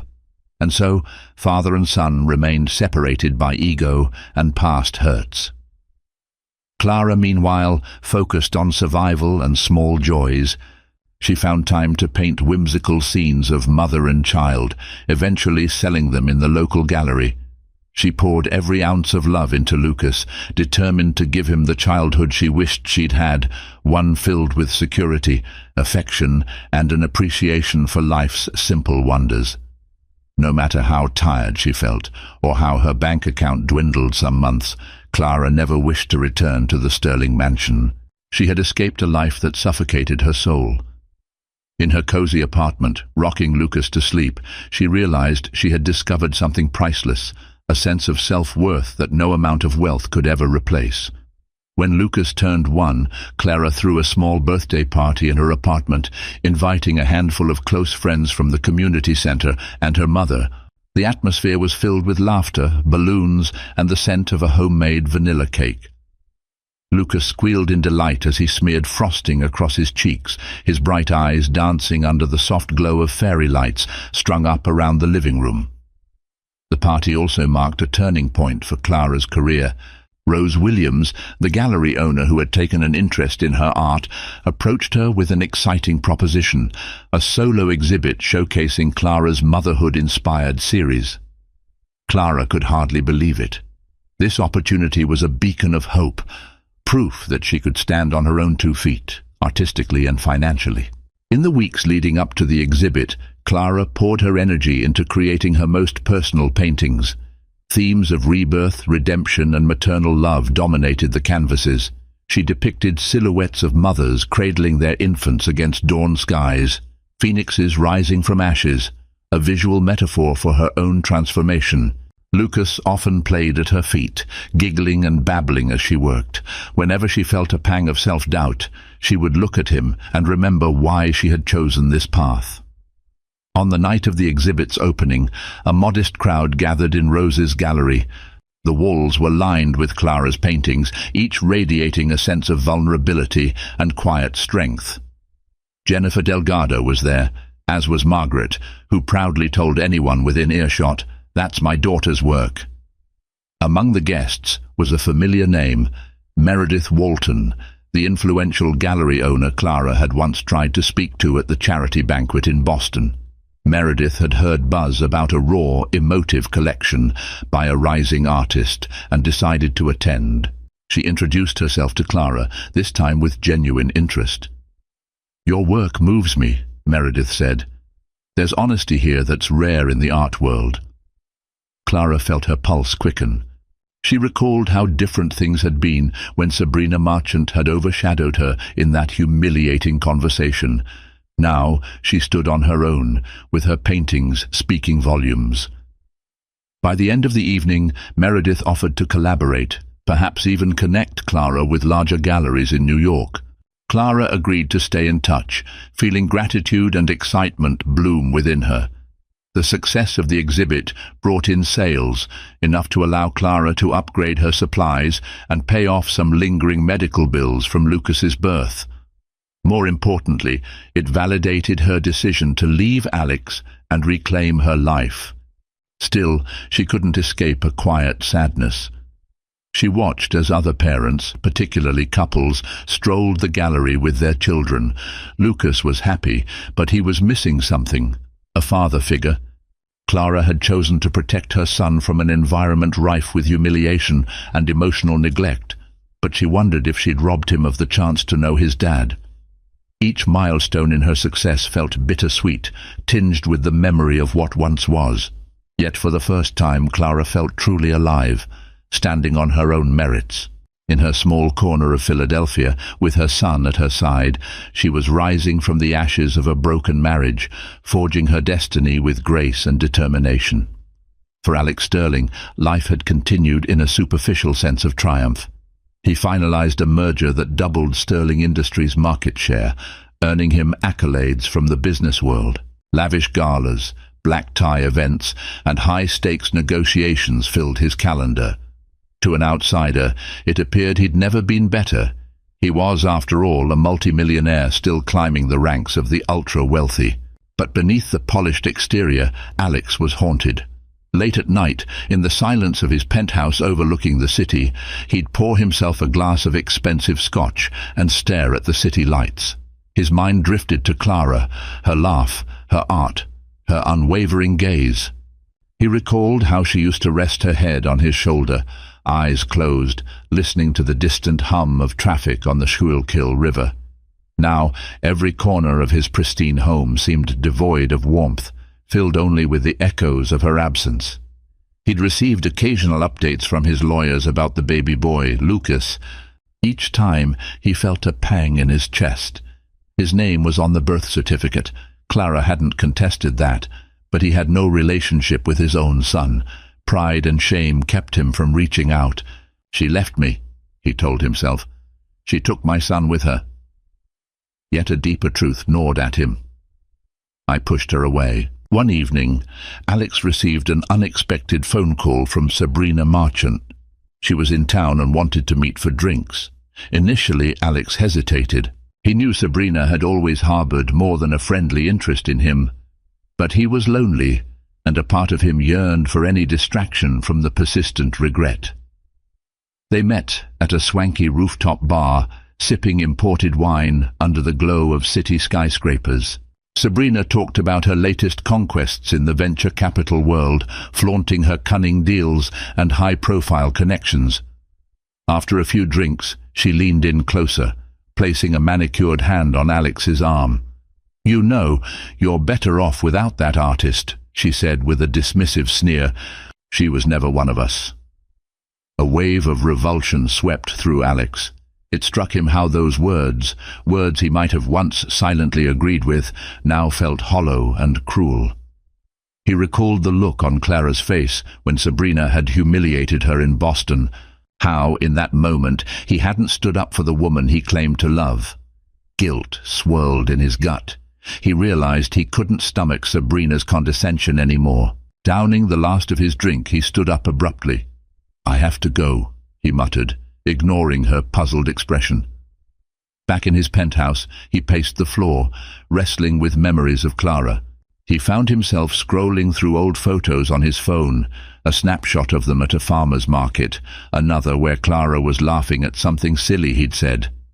He stopped at a picture of Clara, pregnant, her eyes glowing with anticipation.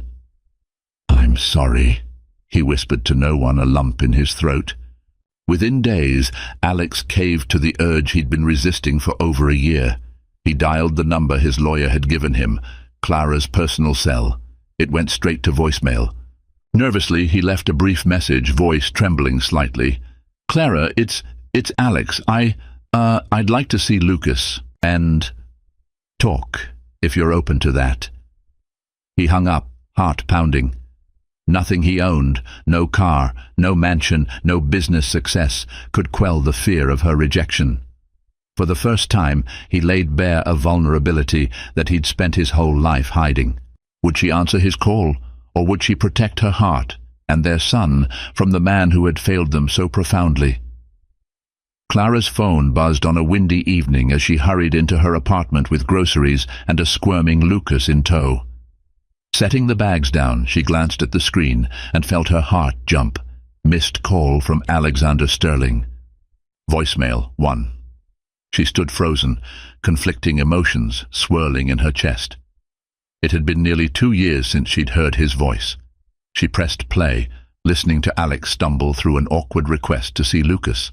A chaotic mix of anger, sadness, and a faint sense of relief flooded her. He finally called. For days, Clara couldn't decide whether to return his call. She discussed it with Margaret, who advised caution but acknowledged that Lucas might someday want to know his father. Jennifer, ever the supportive friend, offered a listening ear, encouraging Clara to do what was best for herself and Lucas, without letting Alex's wealth or past hurt cloud her judgment. Ultimately, Clara opted to send Alex a text, keeping it brief and neutral. I received your voicemail. We can talk about Lucas. Call me tomorrow at 7 p.m.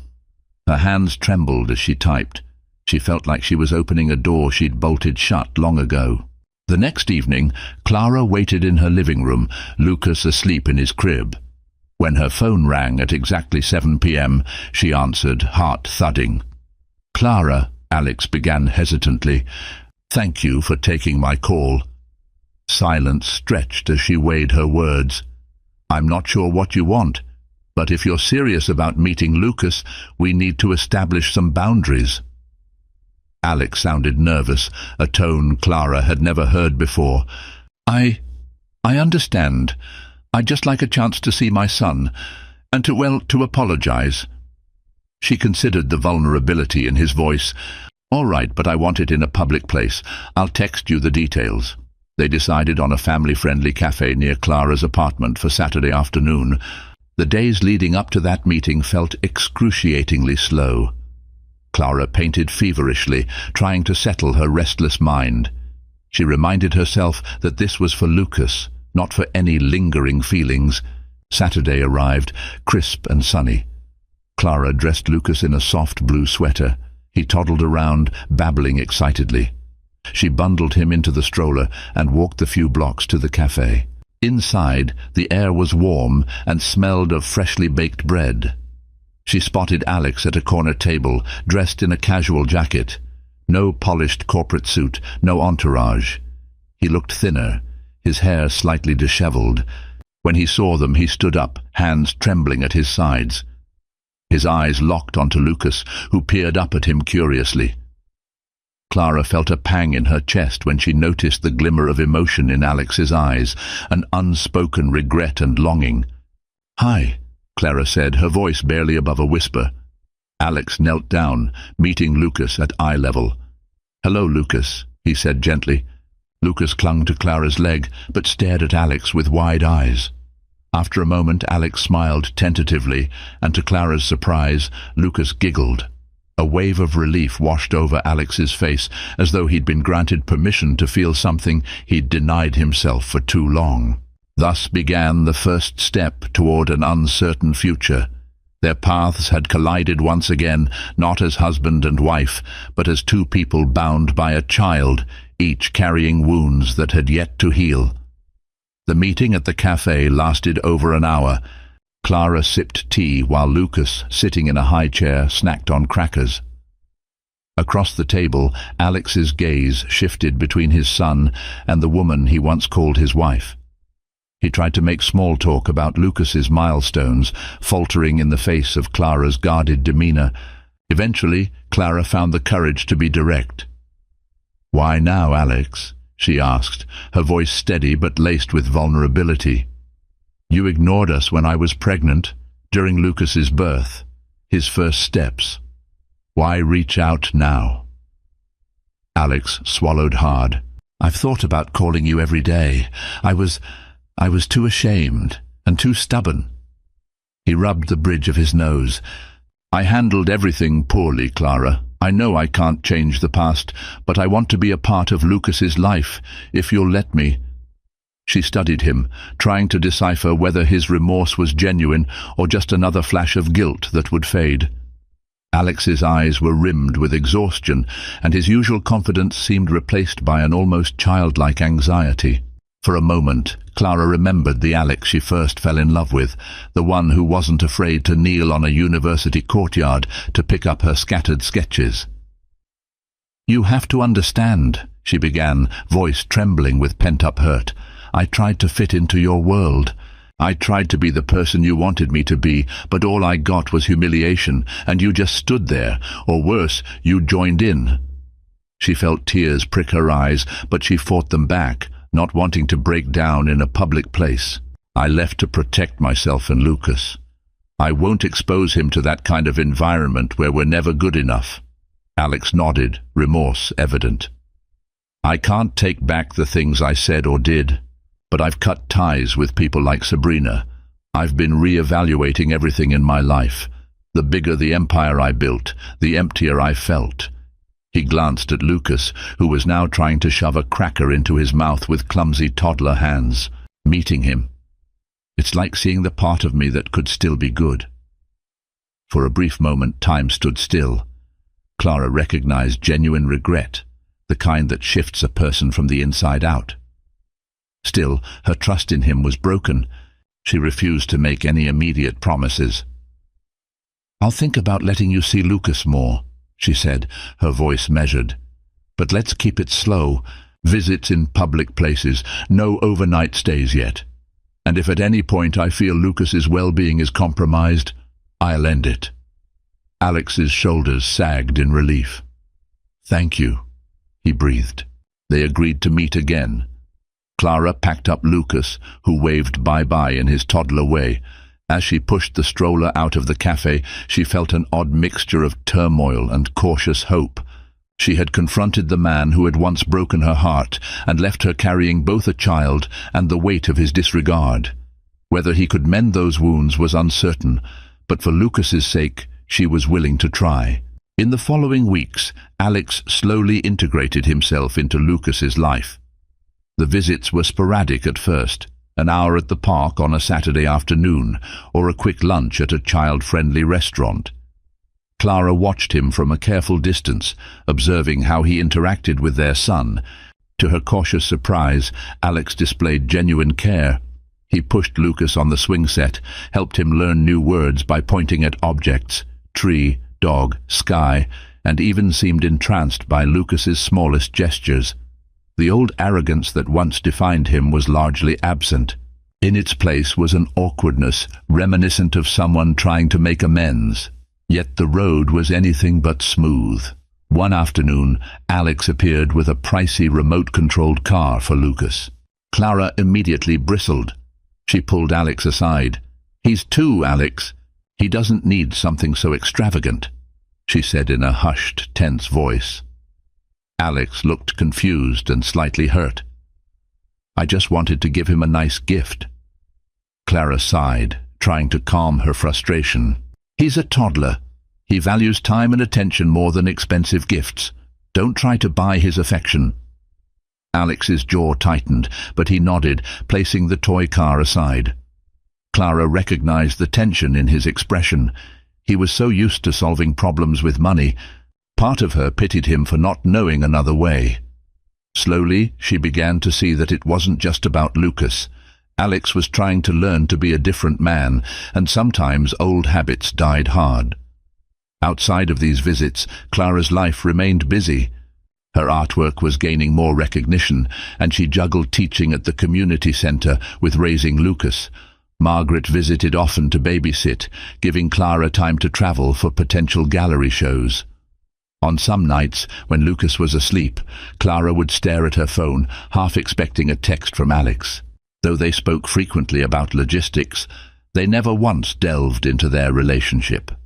Inevitably, the moment came when Alex asked, "Can I take Lucas to my place for a day?" He mentioned he'd baby-proofed his penthouse, ensuring every sharp corner and electrical outlet was secured. Clara hesitated. The idea of Lucas in the environment that had once suffocated her brought back painful memories, but she also sensed that keeping Lucas away forever wasn't fair to either of them.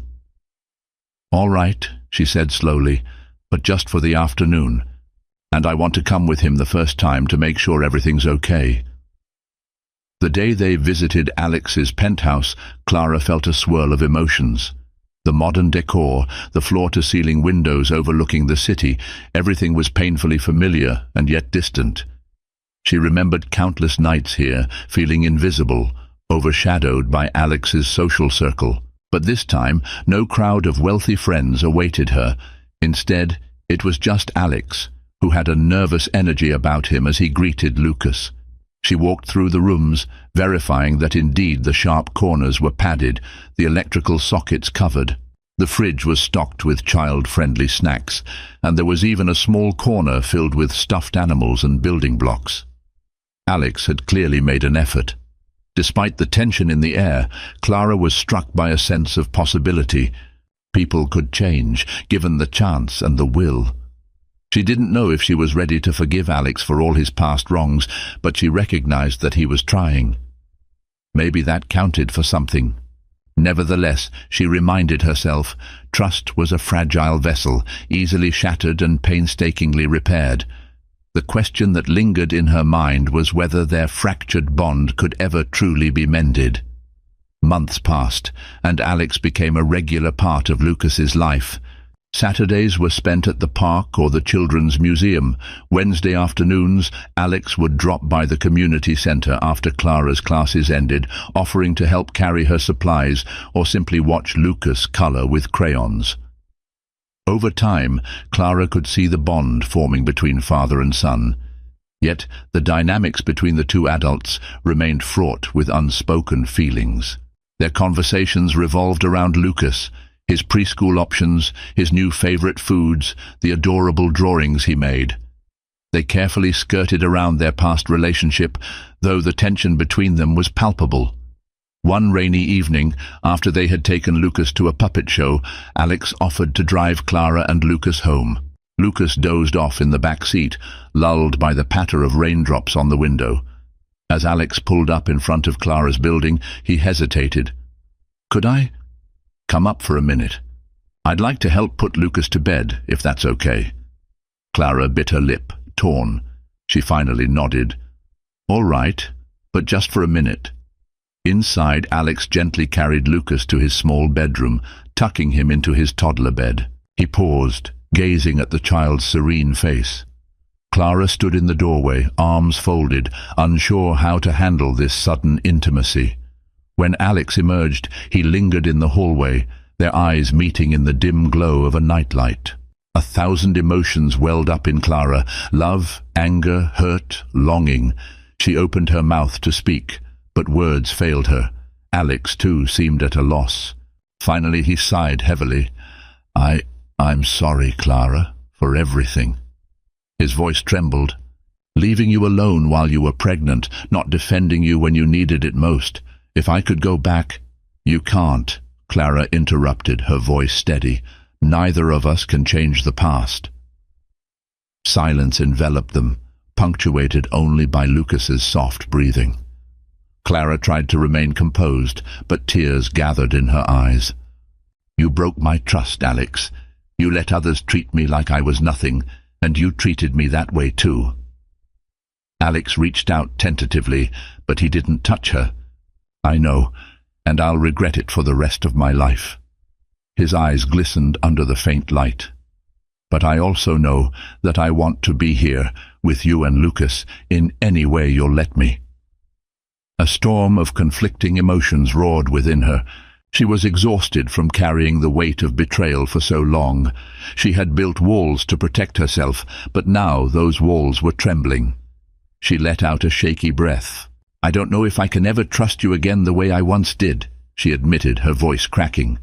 "I'll earn it back," he promised, a determined softness to his tone, "even if it takes years." They stood there, hearts raw and exposed, two broken souls trying to find a way forward. In that moment, Clara felt an odd sense of comfort in his presence. Despite the pain, there was still a spark, faint and wounded, but alive. She nodded slowly, tears slipping down her cheeks. Then keep showing up, for Lucas, for me. We'll see where that leads. Alex pressed his lips together, fighting back his own tears. I will.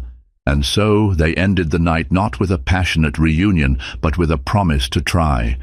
Sometimes the path to mended hearts begins not with a grand gesture, but with small steps born of genuine remorse and cautious hope.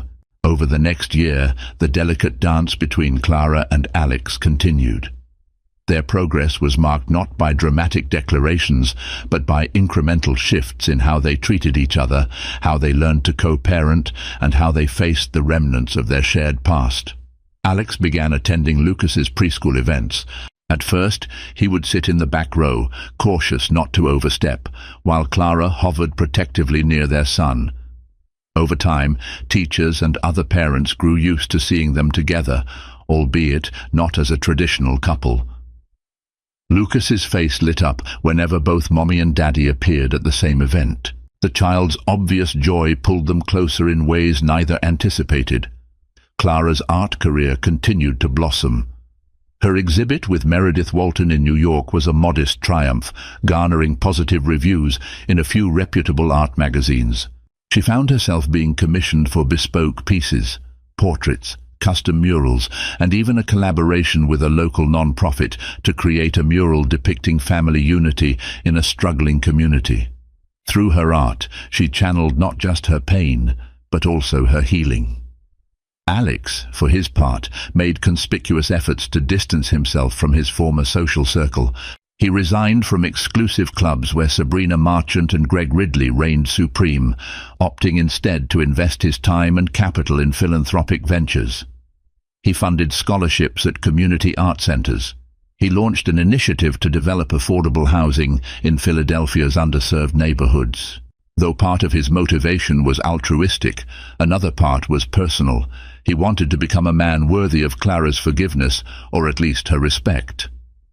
In time, Alex also reached out to Margaret, inviting her over for a cordial lunch. The conversation was polite, laced with the awkwardness of two people who had once been family and were now working toward mutual understanding. Margaret was cautious but civil, recognizing that Alex was, indeed, making an effort to atone. An unexpected twist came when Clara was invited to showcase her work at a high-end art festival. The venue, a sprawling estate in Napa Valley, a location that stirred memories of her ill-fated wedding. When she hesitated to accept, Meredith Walton encouraged her to embrace the opportunity. Your art deserves that stage, Clara. Don't let old wounds rob you of new victories. After weighing her options, Clara agreed, deciding that facing her painful memories might help her move forward. As the festival date approached, she learned the estate hosting the event was none other than one owned by the Marchant family. Sabrina was rumored to be involved in the festival's planning. The prospect of seeing her again made Clara's stomach churn, but she pushed aside her discomfort in favor of professionalism. Alex found out about the show and, without hesitation, offered to accompany Clara and Lucas for support. At first, she refused. She didn't want any drama overshadowing her art. But as the date loomed, Clara recognized that having Alex there to watch Lucas would free her to focus on her exhibit. Reluctantly, she agreed. When they arrived in Napa, the air was thick with tension. The vineyard sprawled across rolling hills, the vines heavy with ripening grapes. Clara couldn't help but recall her wedding day, the same sweet scent of grapes in the air, the same manicured rose. This time, instead of wearing a bridal gown, she wore a simple linen dress, splattered with paint. In her arms was a portfolio of new pieces, reflective of her evolution, both as an artist and a person. She quickly set up her station. The festival drew in wealthy patrons, gallery owners from across the country, and socialites who loved to flaunt their taste for culture. Among them was Sabrina Marchant, who glided through the crowd in a sleek designer dress, exuding the same arrogant confidence as ever. Sabrina paused at Clara's display, her gaze flicking over the paintings with a detached curiosity. "You've improved," she remarked, a note of patronizing surprise in her voice. "I suppose motherhood can inspire creativity in some women." Clara steadied her breath, determined not to let Sabrina's condescension unravel her composure. Before Clara could respond, Alex stepped into view, Lucas in tow. The sight of Alex beside Clara seemed to jolt Sabrina, her usual cool demeanor cracking for a moment. She plastered on a grin. "Alex, darling, I didn't expect to see you here, and with the family no less." Lucas sensed the tension and clung to Clara's leg. Alex, voice calm but firm, replied, "I'm here to support Clara. This is her show." Sabrina's eyebrows rose. "Is that so? Well, how domestic of you." Her gaze drifted to Clara's ringless hand, a smirk playing on her lips as though to remind them all of the past humiliation. Clara felt the old sting, but she met Sabrina's gaze evenly. "Thank you for hosting such a wonderful festival," she said politely, refusing to be goaded into conflict. She reminded herself that she was no longer the shy, easily intimidated woman Sabrina had once belittled. After an awkward silence, Sabrina retreated to mingle with other guests. Alex placed a reassuring hand on Clara's shoulder. "You okay?" he asked quietly. Clara nodded, exhaling. "Yes, I am." She realized the words felt true. She was okay. Seeing Sabrina no longer held the power to devastate her. She'd grown stronger, armed with self-worth and the knowledge that her art and her life could stand on its own. As the festival progressed, Clara's booth attracted genuine interest. A few collectors expressed intent to purchase her paintings. One of them was a famous musician, evidently struck by the raw emotion in her work. Another was a seasoned art curator from San Francisco, who invited Clara to join a group exhibition. By the end of the day, Clara had sold 3 of her pieces, netting more in a single afternoon than she used to earn in a month. She felt a dizzying mix of pride and humility. When Lucas raised his arms, demanding to be carried, Clara scooped him up and kissed his cheek. This was the life she'd fought for, a balance of motherhood, artistic fulfillment, and emotional independence. Alex, who had been standing by with a quiet smile, approached after the curator left. "Congratulations," he said. "I'm proud of you." Something about his tone made Clara look up. She saw tears brimming in his eyes, tears of genuine admiration. For a moment she felt the rush of old emotions, how she once believed in a future with this man, yet she also remembered the heartbreak he'd caused. Still, she allowed herself a small, grateful smile. "Thank you," she replied. "That means a lot." That evening they attended a private reception for participating artists. Lucas stayed at the hotel with a trusted babysitter. Guests mingled under strings of fairy lights, sipping wine and sampling canapes. The afterglow of her successful day lingered around Clara, giving her a buoyant confidence. Alex hovered near her, engaging in light conversation about her artwork. When the event ended, they found themselves walking along a moonlit path between the grapevines, the night air fragrant with ripe fruit. Soft music floated from the distance, and the sky was ablaze with stars. Clara paused by a wooden fence, gazing out at the vineyard under the silver glow of the moon. The memories of her wedding day, of humiliations endured in this very environment, resurfaced. Yet, this time, she didn't feel the crushing weight of those memories. Instead, she felt a quiet release, as if the vineyard's night breeze carried away the last remnants of her pain. Alex stood beside her, hands in his pockets. "I've been thinking," he said softly, "about how much has changed since we were here last. How much I've changed." She turned to him, caught off guard by his earnestness. He continued, voice tremulous. "I was so blind, Clara. Obsessed with proving myself, with living up to my father's expectations. I didn't realize I was stomping on the very love that gave my life meaning." Clara's throat tightened. "We both made choices," she said, her voice steady but laced with emotion. "I'm grateful for Lucas, but the pain we went through, sometimes it still feels so fresh." Alex nodded. I know it's not something we can just forget, but I want you to know that I'm willing to spend the rest of my life making amends, if that's what it takes." Silence enveloped them, punctuated by the quiet hum of insects in the vineyard. Slowly, tentatively, Alex reached for Clara's hand. She didn't pull away. The warmth of his touch sent a cascade of emotions through her: regret, longing, affection, and an ever-present caution. She looked down at their hands, remembering how once upon a time their fingers entwined so naturally.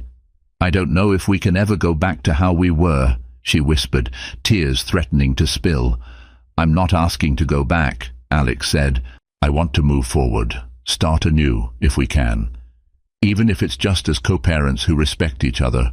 But if there's a chance, even the slightest possibility, that we can rebuild something, I want that chance." Clara let out a shaky breath. "I'm scared. Our history it's messy." He nodded, eyes glimmering. "I'm scared too, but it's a good kind of fear, like stepping onto a stage to perform something meaningful." She closed her eyes, letting the moment sink in. The memory of his earlier betrayals was still there, but so was this raw, honest version of Alex, who had spent the past year proving that he could be better. She had seen him cradle Lucas with care, volunteer at the community centre, support her art career without overshadowing it, apologize to Margaret, actions that spoke louder than any words. When she opened her eyes, she found him watching her, breath held. She gave the faintest nod, exhaling softly. "Let's see where this goes, one step at a time."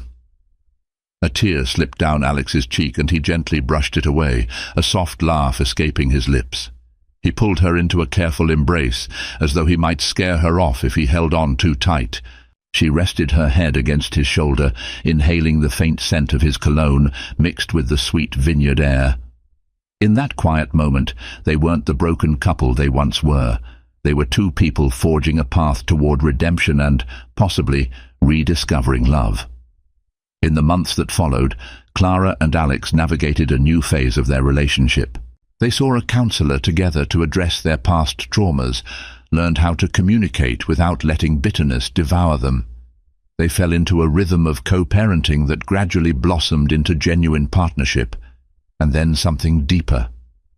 Their reconciliation didn't happen overnight. Clara insisted on maintaining her independence. She refused to move back into Alex's penthouse until she was certain this was what she wanted, not just what felt familiar.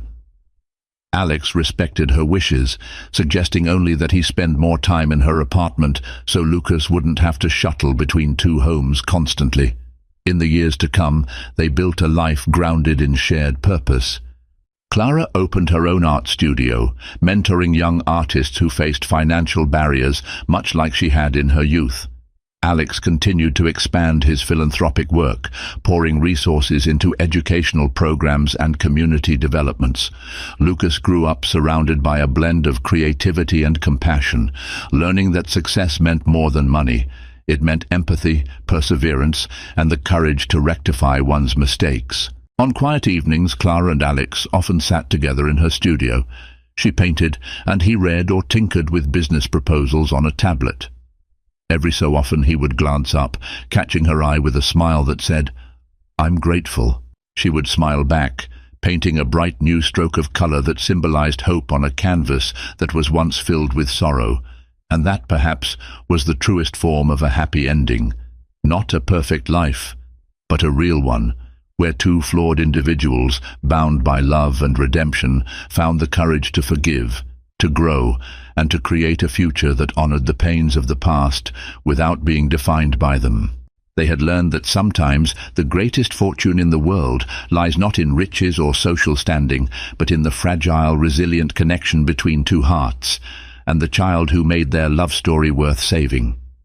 And so, Clara and Alex's journey wasn't about rewriting the past. It was about rebuilding the future, one step at a time. From betrayal to redemption, from heartbreak to healing, they discovered that true love isn't just about grand gestures or second chances. It's about growth, accountability, and the courage to make things right. But what do you think? Can love truly conquer all? Would you have given Alex another chance, or was Clara's decision too forgiving? Let me know in the comments below. And if you enjoyed this story, make sure to subscribe and turn on notifications so you never miss another powerful tale. There are more stories coming, filled with drama, twists, and life lessons that will keep you on the edge of your seat. Hit that like button, share this video with someone who loves a good redemption story, and I'll see you in the next one.